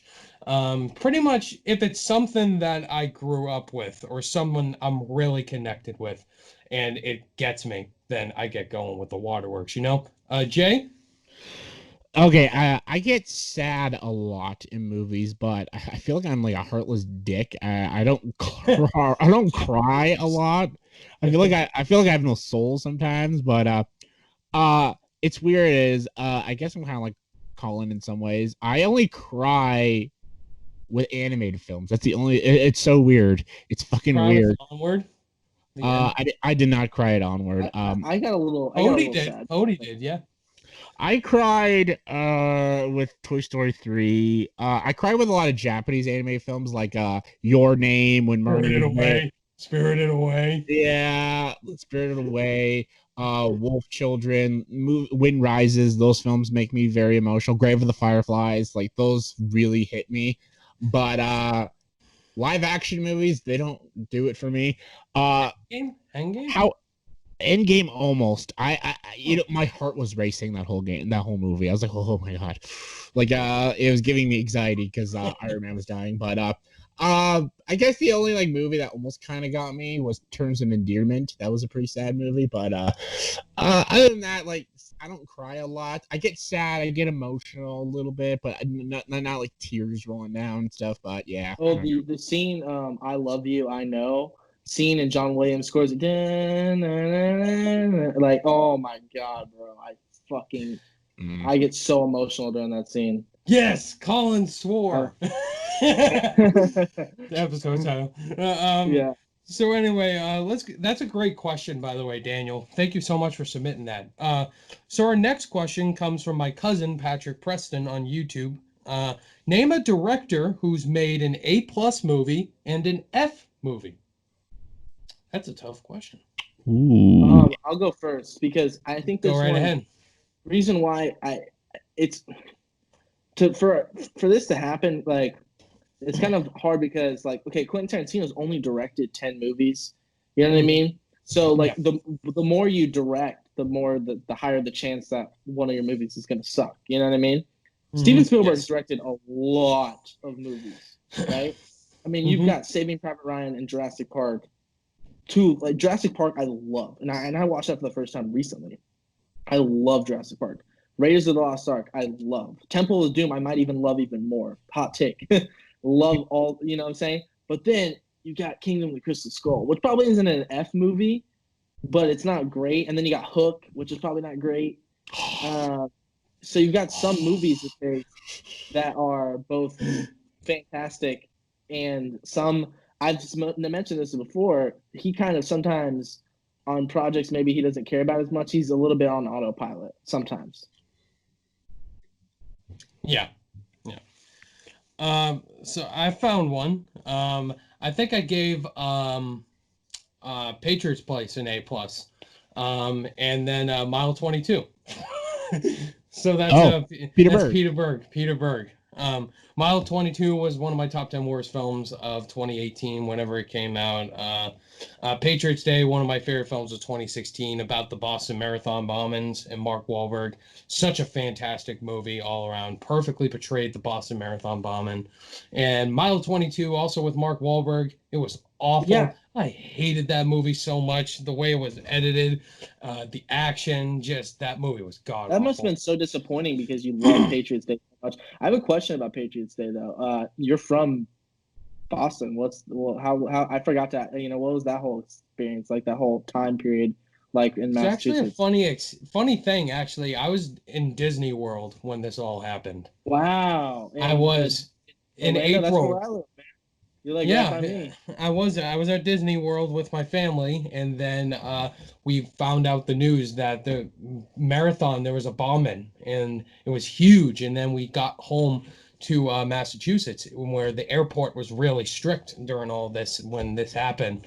And then the lockdown happened, and so it was a crazy experience. Like this happened when I wasn't in Massachusetts, so just I didn't really see. I wasn't in Massachusetts when this was all happening, but then just going into it, it was pretty surreal experience. And we're happy that the terrorists have been captured and killed. And it was a really intense situation, really intense and scary. Yeah, it must have been scary. Yeah, scary time. But sorry, I didn't mean to get dark though. Thanks for sharing. I'm sad now. Jay, could you come up with any? Oh yeah. Oh yeah. I know you made a video, didn't you? Like top 10 directors who made good movies and bad movies. Yep. That's the perfect question for him. This is quite easy. I found like 6 directors, but I picked this director because he directed my favorite movie, Ridley Scott. Ridley Scott has made amazing, amazing movies, and he's made awful movies. Yeah, that's great. Yeah.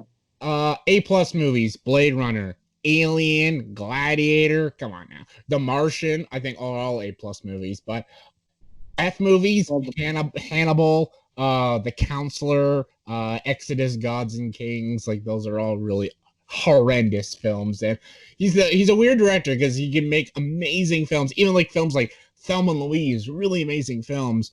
But then he just makes these like shitty films. I'm like, what the hell? Is this the same guy? Another good pick would be Clint Eastwood. Clint Eastwood does some great stuff, and then he does then he does like 15-17 to Paris.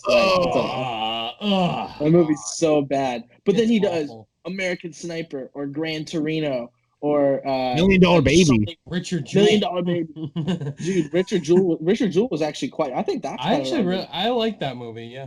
Unforgiven is my favorite. I love Unforgiven. Yeah, Unforgiven's Jay's favorite. But such a great director, but has directed some poo-poo films for sure. Yeah. You just like they make these amazing masterpieces, then they're just like, what the fuck happened? Like, what is this crap? And then Paul Greengrass, Bourne Ultimate, the Bourne trilogy, then Jason Bourne. Yeah, I'm like, wait, what the hell is he doing? That was awful. Anyway, so those would be our answers. Thank you for submitting that, Patrick. This one's from Falcon B on YouTube. What is your guys' favorite Rocky movie, excluding the Creed movies? Ooh, I think the first one. That's first one. Yeah, first Rocky film. Colin, have you seen all the Rocky movies? Not all of them, but the Rocky one for sure. Yeah, that was an easy one. So Ethan Reuter on YouTube, who is the movie reviewer you watch the most? I watch Chris Stuckman, but honestly, I don't watch him a lot. I watch my friends. I watch Jay. I watch Zach. I watch Griffin. I watch Colin. Sean Chandler. Like I watch my friends over Chris Stuckman. Chris too. Like Jeremy Johns. I used to watch Jeremy Johns. I don't watch Jeremy Johns anymore. But I don't even watch him. Like he did a new Extraction review. I'm gonna do Ryan O'Toole or Zach Pope or Austin Burke or Sean Chandler. Austin Burke, yes, Austin Burke. These smaller YouTube. I mean, Sean's not really small anymore, but he was when I first started watching him, he had under 20,000 subscribers. So I've been, you know what I mean. So to me, he's still a small YouTuber, even though he's not. So so he's probably my favorite because he's definitely the one that helped inspire me to do what I do. So yeah. He's probably the one I watch the most, but Chris Stuckman, out of if we're talking the big guys, I started watching the Schmoes, Jeremy Johns, and Chris Stuckman, I'm talking about 2012 probably. Actually, one that I really enjoy that people don't really talk about very often is Adam Does Movies. He does the movie feuds and his rants and stuff. Have you seen his channel? I don't watch him a lot, but I've seen him before. Yeah. Yeah, he's great, and me and him have talked quite a bit over the years, and but I was a big Schmoes guy, and then they completely, as soon as they went to Collider, they focused on the movie trivia Schmodown, and now Christian's doing his own thing, and Mark's doing comedy and working for Rotten Tomatoes. Collider's gone to shit, hasn't it? Collider, yeah. Oh Collider, God, yeah. Yes, it has. And now Chris Stuckman. So what I like about Chris Stuckman is his person. Jeremy Johns has been the same guy for so many years. It's the same thing behind a red background. So it's not too much. I watch I could look at his thumbnail. I'm I kind of get what he's probably gonna say. I can kind of guess. With Chris Stuckman, his personality changed over the years because he's been directing films, so he's kind of matured as a critic. So Last year I thought he was returning to his roots because there's great movies like Lighthouse and stuff coming out. He was given A+ left to right towards the end of last year, and then in 2018 he's completely changed. He doesn't have a lot of a personality like he used to. But I still watch Chris Stuckman. I still love his reviews, and he was my biggest inspiration. Very smart guy. Very smart. Yeah, guy. And I think he's by far the smartest reviewer for sure that I've seen. Oh yeah, knows the most. Yeah, Carson Runquist is a guy that knows a lot too. He Yeah. does like video essay type stuff. I don't know if you watch him. Who? Karsten Runquist. He does like more like video essay style, like I don't- analytical stuff. I don't watch Jeremy Johns as much anymore. He's just the same person. I love but- the schmoes, but they once they disappeared. left Collider, Collider's gone to shit now, and I miss all the great days and stuff with the schmoes, John Campia, and then rest in Oh, I peace, love John Campia. rest in peace, John Schnepp. Like those were the golden days of Collider, and it's now gone. Well, John And Campia, Screen his Junkies. show, I love watching his live show. That's such a good show. Screen Junkies as well. Dan Murrell left. Now Screen Junkies is dead. Where's Dan Murrell at now? Just doing his own thing? He's doing his own thing. He left Screen Junkies most recently. And Andy Signor. Andy Signor, who got accused of controversy happened. Yeah, he got canceled even though he didn't really like. Now he has got his like own. accused of, things that he didn't really do, but. Yeah, but I just watch the guys I grew up with. Sean Chandler. He was actually the first big person I got in contact with, and we started at the same time, and we grew our subscribers together.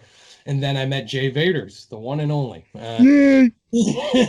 Zach Pope, and I met all these people. I started Rotten or Fresh, got brought in a community of people, just playing a movie trivia show and just talking movies and just collaborating with people. Like, it's awesome. I watch my buddies over the people I watched on YouTube before. So those would be my answer. Thank you, Falcon B, for that question. Jay, you're the same, right? Sorry. I just watch myself. That's it. No, I watch Jeremy Johns occasionally. I watch Chris Duckman occasionally. I don't watch the schmoes. I unsubscribe to them because they just stopped being the schmoes. I unsubscribe to Screen Junkies. I unsubscribe to Collider because they just started to suck. But I watch again. Riley and freaking all them, the whole gang. John Roca. Yeah, they're all gone. It's boring and dumb. I just don't like it. But I watch you, Ryan. I watch you. I watch Zach. I watch Griffin. I watch Austin Burke. I watch Sean Chandler. It's funny because Sean Chandler, he messaged me when I first started YouTube, and he was a nobody then. He was like, "Hey, you want to watch my video?" I'm like, "Oh, sure, I'll watch this guy's video." And then look at this, he like surpasses everybody. Yep. He's like asking me to, "Oh yeah, will watch my video?" I'm like, "Yeah, I'll watch your video." And then bam, like a year later, he like, like, holy shit, Jesus Christ! Like, God damn it, man! Way to show me up, man. Exactly. And he started the Rankin video idea, and now everybody rips off Sean Chandler now. So Technically, I rip off Sean Chandler. The funny thing is, I did the Rankin videos in like 2014. No one watched them. Yeah. Yeah, but you did like top 10 directors rankings and stuff. Yeah. I did a lot of top tens. I almost do more top tens than fucking Watch Mojo, but at least I have more of a personality than Watch Mojo. Your lists are Mojo. Welcome to Watch Mojo. Yeah, they're just so robotic. Welcome to Watch Mojo number 7. Their rankings suck, I think. Yeah, and they pick what's popular. They don't pick like personal favorites. They just pick the popular choices. And I'm like, well, there's nothing unique about their top 10s then. Exactly. That's the best thing about a top 10. It's someone's personal opinion. Like, because someone might have a top 10. You're like, whoa, I didn't expect that. Like, that's interesting. Like, but when you just pick the favorites, like, well, that's a boring list. Yeah, when Jay just does a rant video on certain things. You should do a rant video on Watch Mojo. Yeah, sure. I'll do it on Watch Mojo. Yeah, plenty of those out there. Yeah. This is why Watch Mojo sucks and why I'm amazing, even though I have like only 3,000 subscribers and Watch Mojo has 1 million. You're trying to get views. They have more subs than you. You suck. Like, hey guys, come on, watch me. I know what I'm talking about. I think I'm pretty good. All right, yeah. I'm okay. Yeah. Thank you, Ethan, for submitting that question. That's a good one. And very good. The last question comes from Alex Madden, really underrated YouTuber. You should go check him out. He's involved with the excuse me, the Cinemania World podcast, which I would love to have those guys come on the podcast, Colin, sometime. Dwayne Miller and him, they run a great podcast. Go check them out. He asked, do you think Tenet will be delayed? If the movie theaters are still closed, they're obviously going to delay Tenet. I'm hoping it doesn't get delayed because I want Tenet to kick off the movies returning to the theaters. That'd be Because dope. It's like the Super that'd be Bowl. dope. That'd be the Super Bowl. Like a Nolan film kicks off, the movie theaters coming back to the cinema. Like that'd be dope as hell. I'm very excited for Tenet. Like I love the trailers we've seen. I love the 10 minutes exclusive scene that I saw in IMAX when Rise of Skywalker came out. That was easily the best part of that night. Anyway, I was trying to get a joke from Jay because we both hated Rise of Skywalker. I hate it too. I hate it too. What do you mean? I hate that fucking movie. Anyway, That movie sucks. So bad. it's So awful. bad. It's really so bad. It's worse than. It's worse than. It might be worse than Attack of the Clones and Phantom Menace. Honestly. I agree. It's down there for me for sure. That's what she said. It might be the. It might be the worst Star Wars movie. Honestly, the more I think about it. Yeah. I might be agreeing with you, man. I fucking hated that movie. That movie's balls. So Tenet, I'm highly looking forward to it. Colin, do you think Tenet will be delayed? Yeah, probably, most likely. Because of the stuff going on, but I hope it doesn't. I want to be positive about it. Jay? I think it will be delayed, but I just gotta say, because I work in a movie theater, when the theaters do open, we're gonna get fucking. It's gonna get crazy because there's not gonna be any old movies. They're just gonna put all new movies in, and then they're just gonna swarm in. I'm gonna be a little overwhelmed. It's gonna get. And then you can eat again. You'll be able to pay your bills. Yay! Yeah! All right. Thank you guys so much for submitting all those questions as part of our fan questions. We really do appreciate it. We love answering your guys' questions. Those were great. All right. So now let's go to our top 5 list. This is my favorite part of the show, doing random top 5 lists with guests or me and Colin personally. And we actually had this asked on Twitter by my cousin Patrick Preston. It was a little bit of a challenge they were doing. What are your top 5 movies you think are perfect, basically? And I said to him, we'll talk about this on the podcast. Why not? There's nothing really much else to talk about. So top 5 perfect movies, in my opinion, Jay's opinion, and Colin's opinion. So we'll just go through our list, our 5s, our 4s, and get to our 1s. So Jay, let's do your number 5. I will say quickly though, there is a difference. I'm just assuming for all of us between favorite and perfect, and good. Perfect is just like perfect movies. So, you think we think these are perfect movies? That's the criteria. Not favorite, but perfect. Okay. Yes. All right, Jay. I think this is a perfect movie. Casablanca, 1942. I think it's a perfect film. I think it's brilliantly paced, has some of the best music, one of the best performances by Humphrey Bogart and Ingrid Bergman. It's an amazing romance story with a great ending. It's one of the most quotable classic films, beautiful black and white cinematography. I absolutely think it is one of the most amazing films I've ever seen, Casablanca. I think it is one of the greatest films ever made. Even maybe better than Citizen Kane. I think Casablanca is a masterpiece. Casablanca is a perfect film. That's on my list to see. I still have yet to see that. That's on my great list. film. Great film. All right, Colin, what's your number 5, man? Number 5, I'm kicking it off with a Brazilian film, completely in Portuguese. I watched it in film school. Not in film school. I majored in education, but the film class I took, City of God.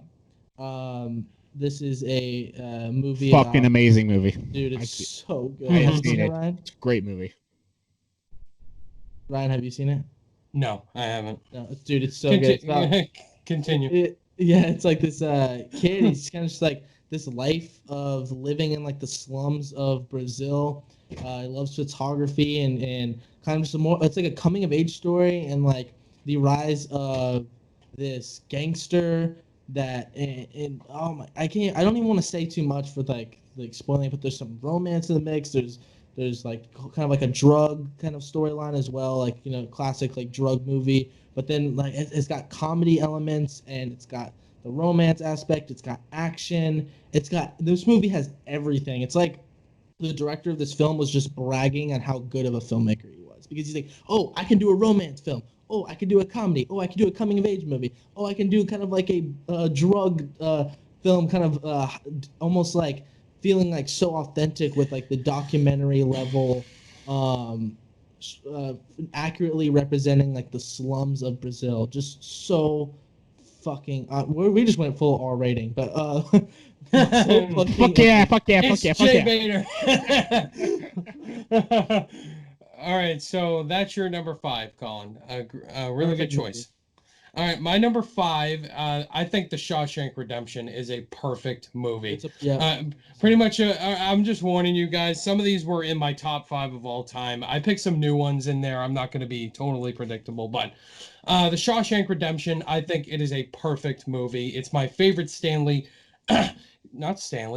King adaptation. I love Tim Robbins and Morgan Freeman. Stanley King. Stanley King. Some of the best performances ever in cinema. It's a perfect drama, one of the best screenplays of all time. Just a perfect dramatic movie. It has great pace into it, and it's just a perfect adaptation from Stephen King's novels. So, Shawshank Redemption.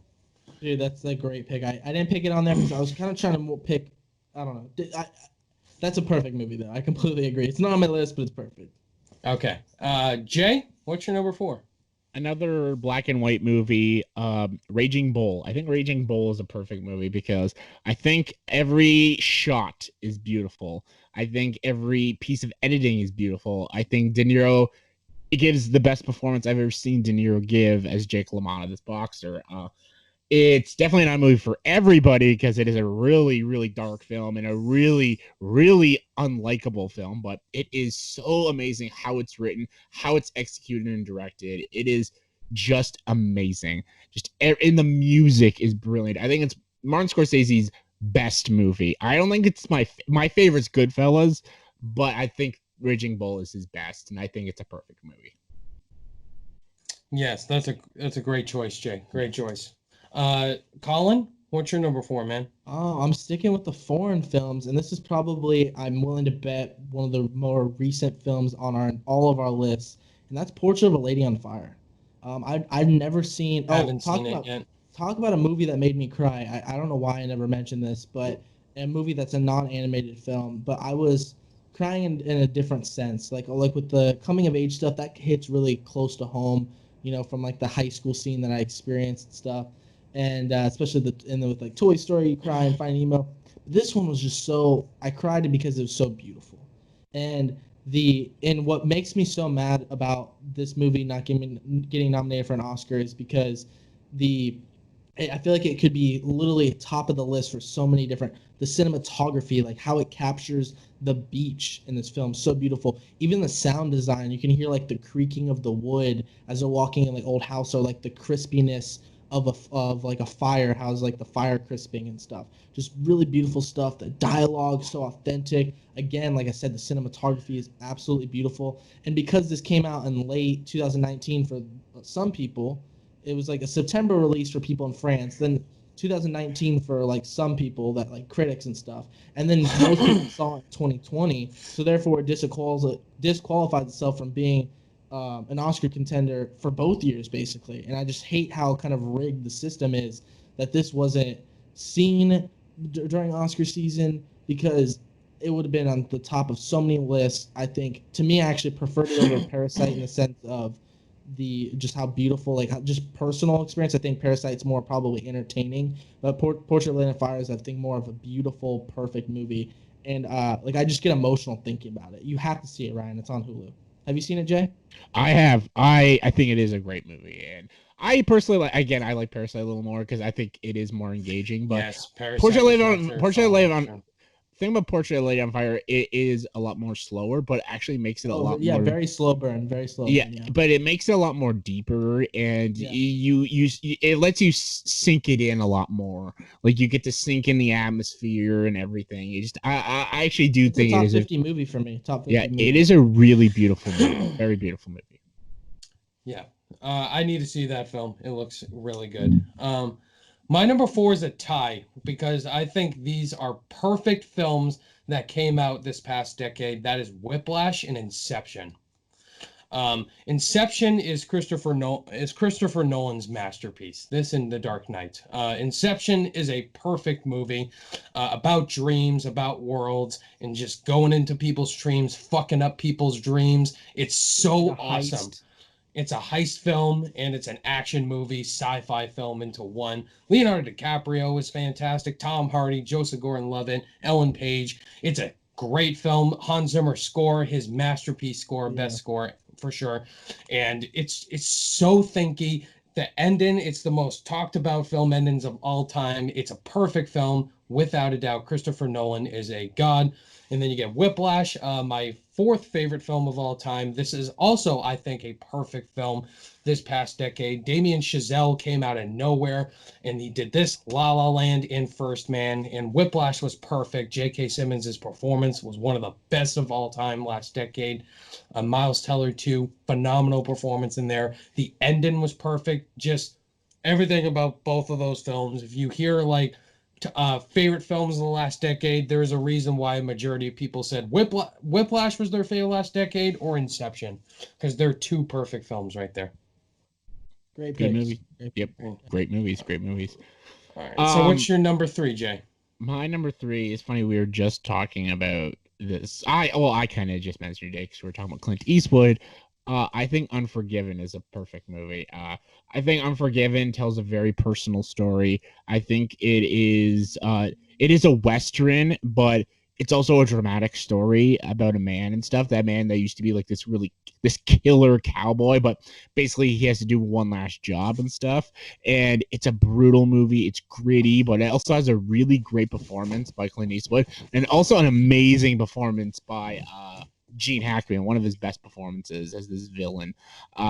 It's a really great Western. Like, a lot of people probably don't always love it because it doesn't have a lot of action in it, but there is action, but it is also just a very personal story. It's a really moving story, a very dark story, and it's got some good comedy here and there. I think the shots are good, and I love everything about Unforgiven. And anytime I watch it, I can't think of a single flaw with it. I think it's a perfect Western, and yeah, I think it's a perfect movie, Unforgiven. Great choice. Unforgiven in number 3. Colin, what's your number 3? Number 3 for me is one of the classic movies, in pop culture history, and I think it's a perfect film, both on a filmmaking level, but just enjoyment. It's a total blast, and that's Back to the Future. Nice. I get Nice. and it's kind of a kind of a typical pick. It's like, oh yeah, like, but it's got the fun blockbuster stuff that you want. Robert Zemeckis just directed a beautiful movie. But that relationship between Doc and Marty, I love so much. The score by Alan Silvestri. How has Alan Silvestri never won an Oscar? I have no idea. No idea.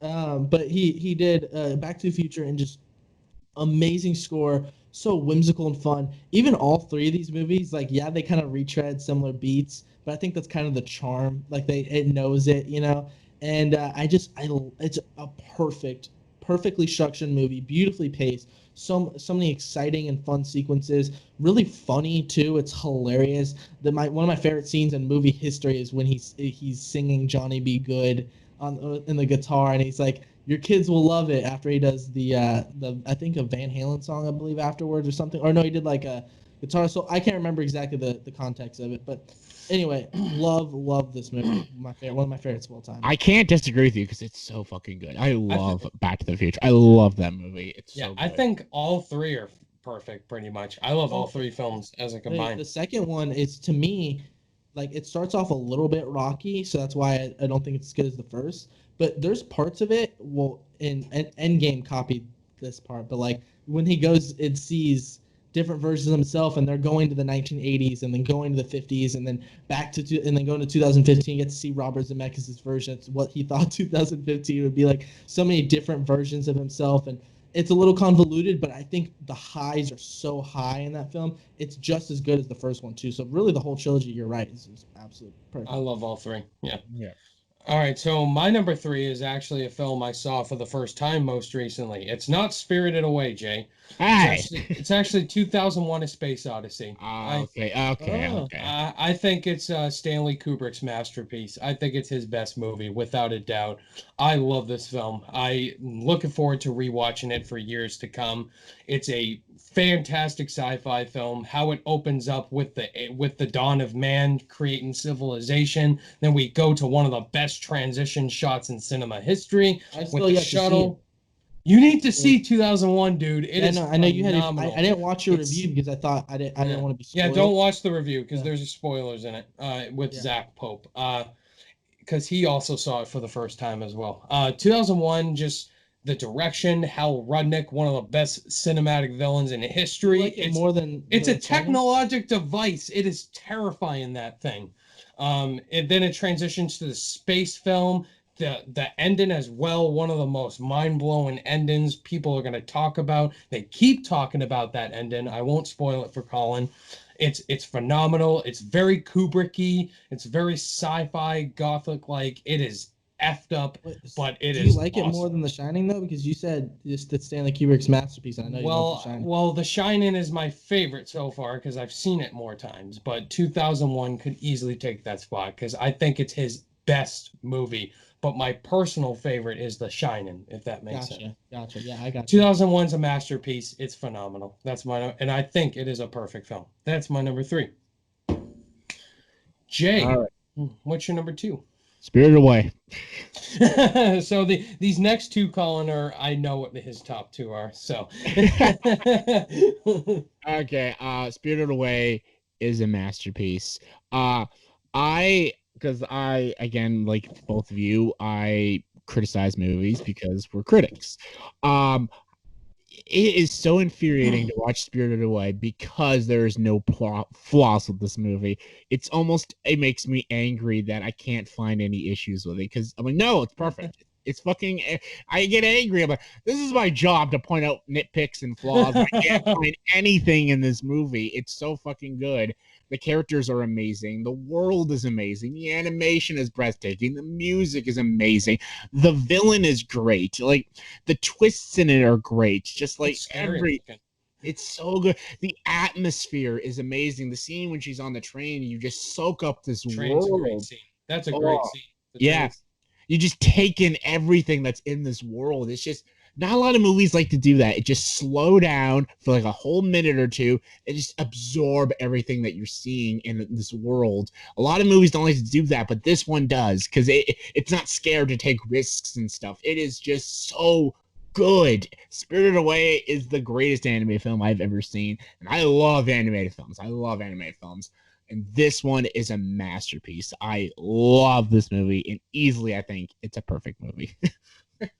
Yeah, Spirit Away is Didn't you watch phenomenal. it for the first time the other day, Ryan? A few weeks ago, actually, I did a review for it. It's great. It's fantastic. I've only seen it once. I need to see it multiple times, but I really love the film. It's really good. So yeah, Colin, you haven't seen it, right? No, I haven't. No. Yeah, you should definitely get into that. Yeah. What's it Colin, on? Is it on anything or? I have it on Blu-ray? Blu-ray. So Yeah. yeah. So Okay. Colin, what's your number two, man?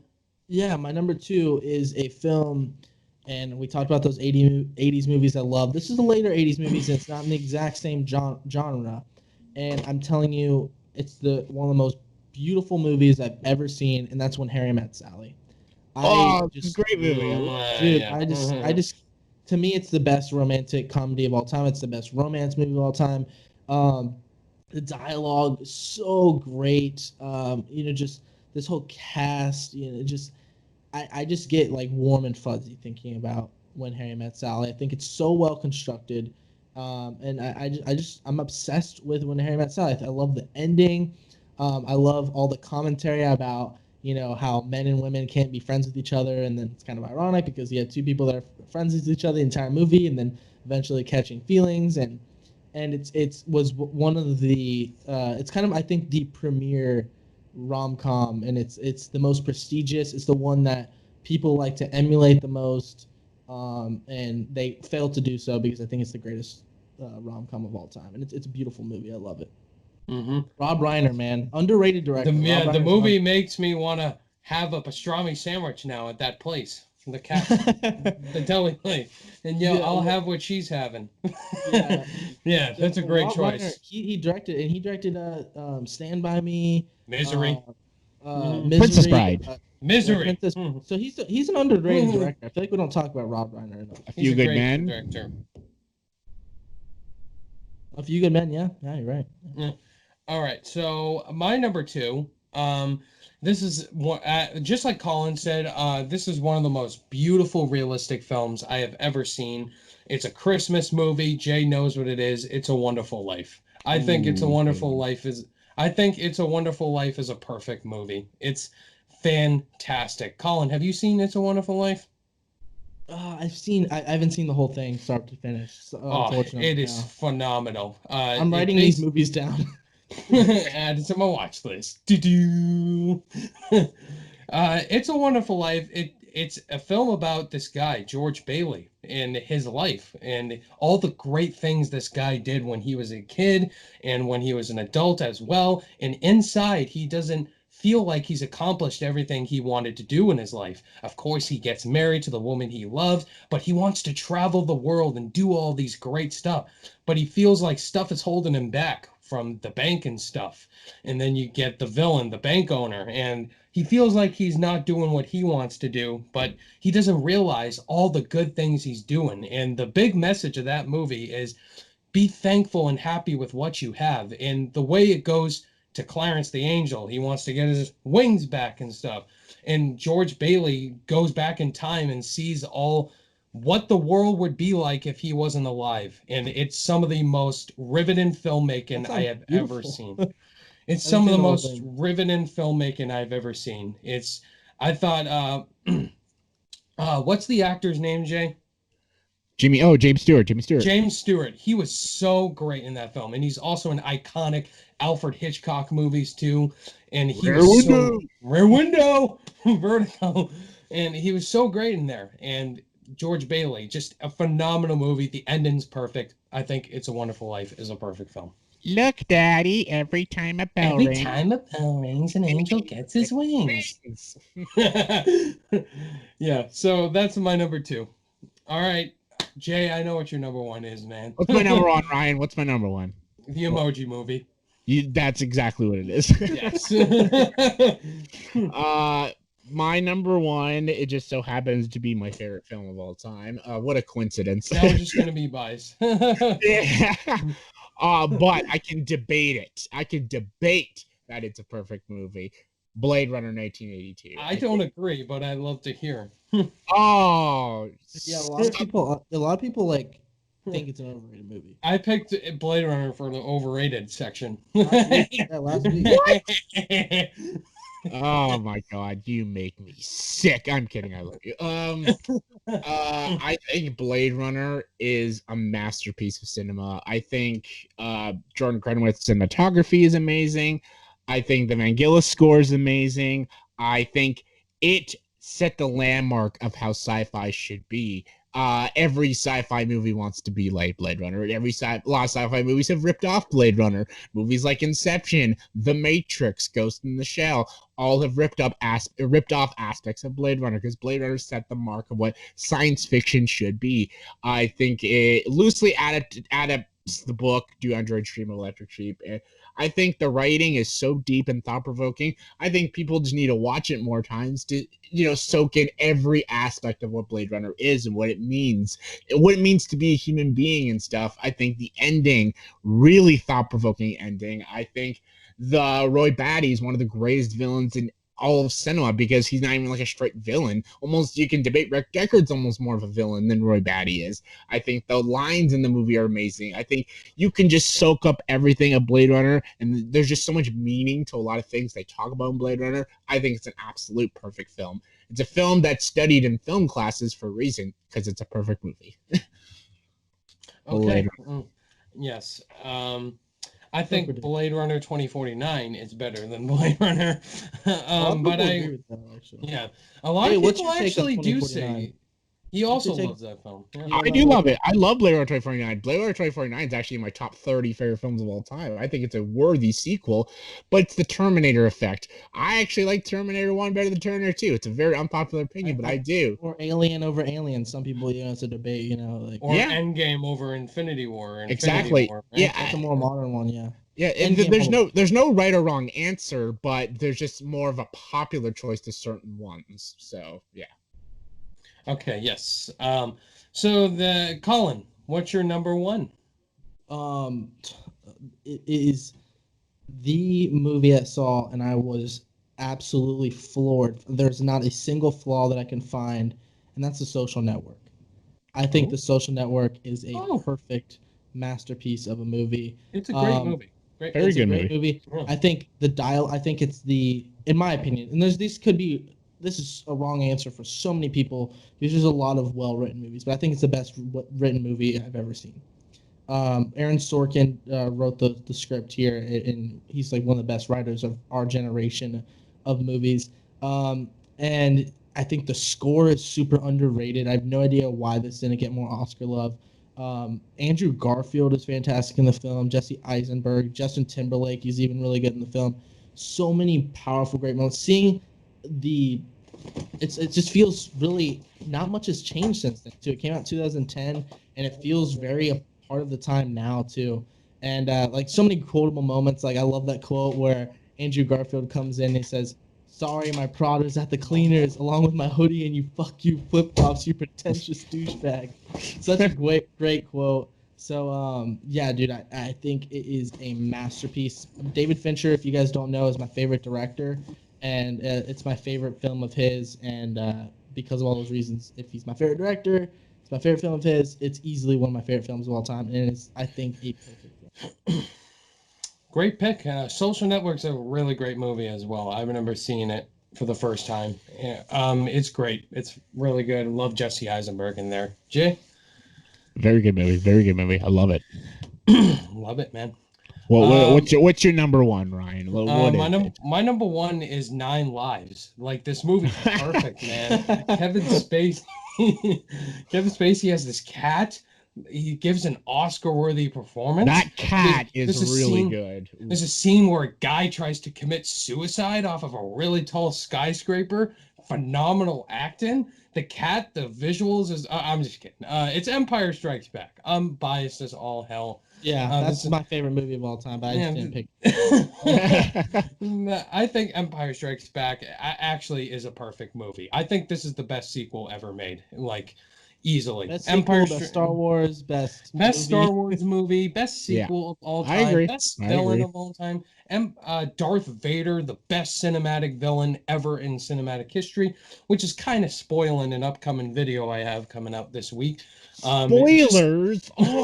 Ryan, what the hell? If you talk about the story, just everything that the story brings, just our heroes are losing all the time, with Han, Luke, and Leia. The Millennium Falcon, the greatest ship ever, is not working most of the film. The Empire's on top. The Rebels are down. Luke loses a lightsaber fight, loses his hand. The villains are the ones who are on top of Empire Strikes Back. It doesn't have a perfect ending. It has a really dark ending. The villains win at the end.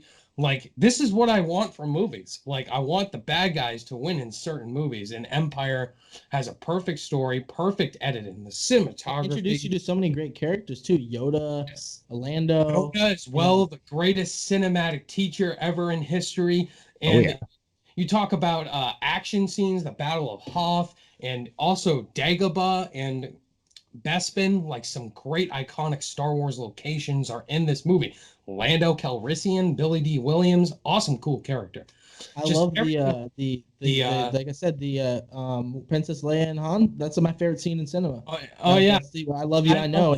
I know. Yeah, and then the carbonite scene, very iconic. Like, all the most iconic scenes from Star Wars are in Empire Strikes Back. One of the greatest twists in film. One of the greatest twists. I am your father. I am your cousin. I am your sister. I am your great-great-grandfather's neighbor's best friend. Just like, yeah, you've heard me, guys, you've heard me talk to death about Empire Strikes Back. I could have completely avoided putting it off the list, but I can't. That's what I did because I just wanted to do something different. This is a perfect movie for me. Oh, dude, I couldn't agree more. Yeah. So those are my top 5, our top 5 perfect movies in our opinion. The funny thing is I have one of each film on each of our lists that is on my wall. Empire Strikes Back, Blade Runner, and Back to the Future. I have all pictures of that on my wall. All right, guys, we're going to close off the show real soon. But before we do that, we got to do another one of our weekly segments, and that is our movie quotes of the week. So, I'll start this one off, the movie quote of the week. This quote is a very iconic quote from a film I actually rewatched most recently because I was going to do a video on this, but the video wasn't working, so I just didn't upload it. That is American Psycho. Since its 20th anniversary just passed, this quote comes from one of my favorite quotes from Patrick Bateman. Just this iconic quote of, "Look at that subtle off-white coloring, the tasteful thickness of it. Oh my God. It even has a watermark." I almost picked that as my top 5 perfect movie because American Psycho is freaking amazing. It's so funny, dude. It's hilarious. It's so good. Yeah, it's so funny. So yeah, Patrick Bateman, one of my favorite characters in film history. I had to put that quote in there. Colin, what's your quote? My quote's it's actually probably the longest quote I've had since we've been doing this segment. And okay, I'll quiz you, Ryan. So Ryan and I have gotten to know each other a lot these past 6 weeks doing a podcast together. So what is the movie that I love the most that was an Oscar contender last year? Little Women. Yes, Little Women. So this is a quote from Little Women. I got to make some sort of Little Women appearance on some podcast at one point. So this is, I think, one of the best quotes of that, and it is from Amy March. Bob Odenkirk. Better Call Saul. Saul show up. Oh shit! Better Call Saul.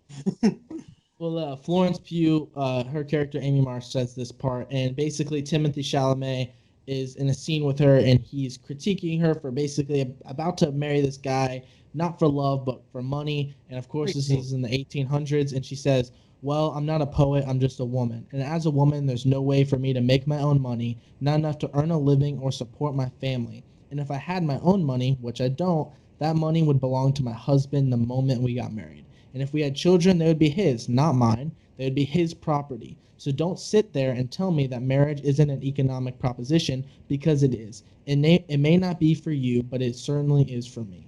Such a beautiful quote. That's a great quote. And Florence Pugh was nominated for supporting actress for that. That might have been like her her big moment too, to get her nominated.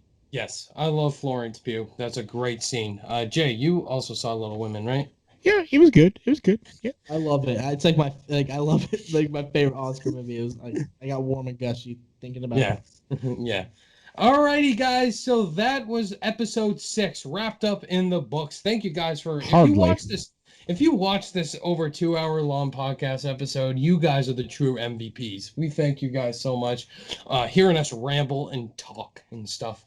And we got to thank our guests, Jay Vaters, my good pal, my good comrade. Thank you so much for being our guest for this episode, Mr. Vaters. Before we close off, Jay, tell the podcast listeners where we can find you on the social media and what you have coming up on your channel that maybe they should know about. Hey, I'm Jay Vaters. By the way, Ryan, I didn't get to do my quote. Oh, I'm so sorry, Jay. What an asshole. Wow. Oh my God. I forgot Jay. I know. Why does everyone forget Jay? Like, I'm always the forgotten I'm so sorry, man. Jay, what's your quote? Ryan is an asshole. Jay Vaters 2020. That's my quote. No, I was gonna do a Blade Runner quote. All those moments in time will be lost like tears in the rain. Roy Batty, 1982. Great quote. Anyways, Jay Vaters, that's me. That's my name. Don't wear it out unless you want to. Unless you're yelling at your boss. Check me out on YouTube. I'm doing some videos. Me and Ryan have a top 10 list coming up. Which we're gonna film after this. Yes. Yeah, that'll be cool. That'll be cool. I have other videos. I just think of them off the top of my head and I just shoot them. So just stay tuned. You'll see some stuff. Check me out. Jay Vaters on Instagram. If you want to follow me on Instagram. If you want to follow me on Facebook, follow me on Facebook. If you want to talk to me in person, go right ahead. I'm not very interesting though. Yeah. But thank you for having me, Colin and Ryan. This was a lot of fun. It was a good 2 hours and 10 minutes. It was really, It was riveting, educational, a little orgasmic. It was fine. It was great. I'm going to put some clothes on now, and yeah. Woo! So yes, guys, go subscribe to Jay Vaters if you're not already, or if you are subscribed to my channel, then I'm sure you are subscribed to Mr. 1%. But all his social media links are in the description below. Thank you, Jay, so much for joining us. And I'm looking forward to next week's episode. We're going to ride solo next episode for sure. And I'm looking forward to seeing who our next guest is. But Colin, before we close off the show, you have any last minute announcements? What do you have coming up that people should know about just one more time? I don't have anything too crazy to plug, but I mean, just follow me on social media. Look me up on YouTube, just Colin Williams. It's Colin Williams. And I'll be talking a bunch of movie content over there. And then follow me on Twitter at, Colin Williams MR. And then Instagram, Colin Williams Reviews. If you want my first initial reaction to any movie I ever see, C Williams 991 on Letterboxd. And then as far as on my channel, I've got the top 10 favorite movie sequels coming out. I'll probably do a live stream like Monday or Tuesday or something like that. And then I got my top 30 movies coming out soon, but that's just a lot of video and a lot of recording, so I'm kind of just pacing I'm trying to pick a good time, when the vibes are right to do that type of video, because that's a lot of work. So that's kind of what's going on my channel, and I'm growing like crazy, man. I'm about to hit 500 subs. Yeah, so good job, man. You're growing. I'm subbing to you right now, actually. Thank you. So awesome. That's great. So that's coming. So if you haven't subscribed yet, let's help me get to 500. Cool. You just got. I'm leaving a comment right now. Colin, please let me take off your pants. Send. Anyway, guys, thank you so much for watching episode 6. Real quickly, you guys know where you can find me because you're watching me right now. I post Letterboxd reviews as well for the newest movies. Got to write my own Extraction review, so look forward to that. For videos coming out on my channel this weekend, look forward to tomorrow. Tuesday. The podcast drops Monday. Tuesday, look forward to my first time watch review for Citizen Kane, which I just got on Blu-ray today. I will be watching Citizen Kane for the first time and reviewing that, so look forward to that on Tuesday. On Wednesday, I got a top 10 list coming out, my top 10 favorite movie villains of all time. Which you spoiled. Oh. Favorite villains of all time. Look forward to that. I got a lot of suggestions. Thursday, my end of the month Blu-ray haul for April 2020. Look forward to that this coming Thursday. And Friday, I got a Netflix review coming out for All Day and at Night. It's the new movie that comes out Friday. Look forward to all those videos. Basically a video every day if you think about it. Thank you guys. What's that one? No idea. I just found it. Anyway, sounds exciting. Thank you guys so much for watching episode 6, and we'll see you in the next episode. Bye-bye, friends!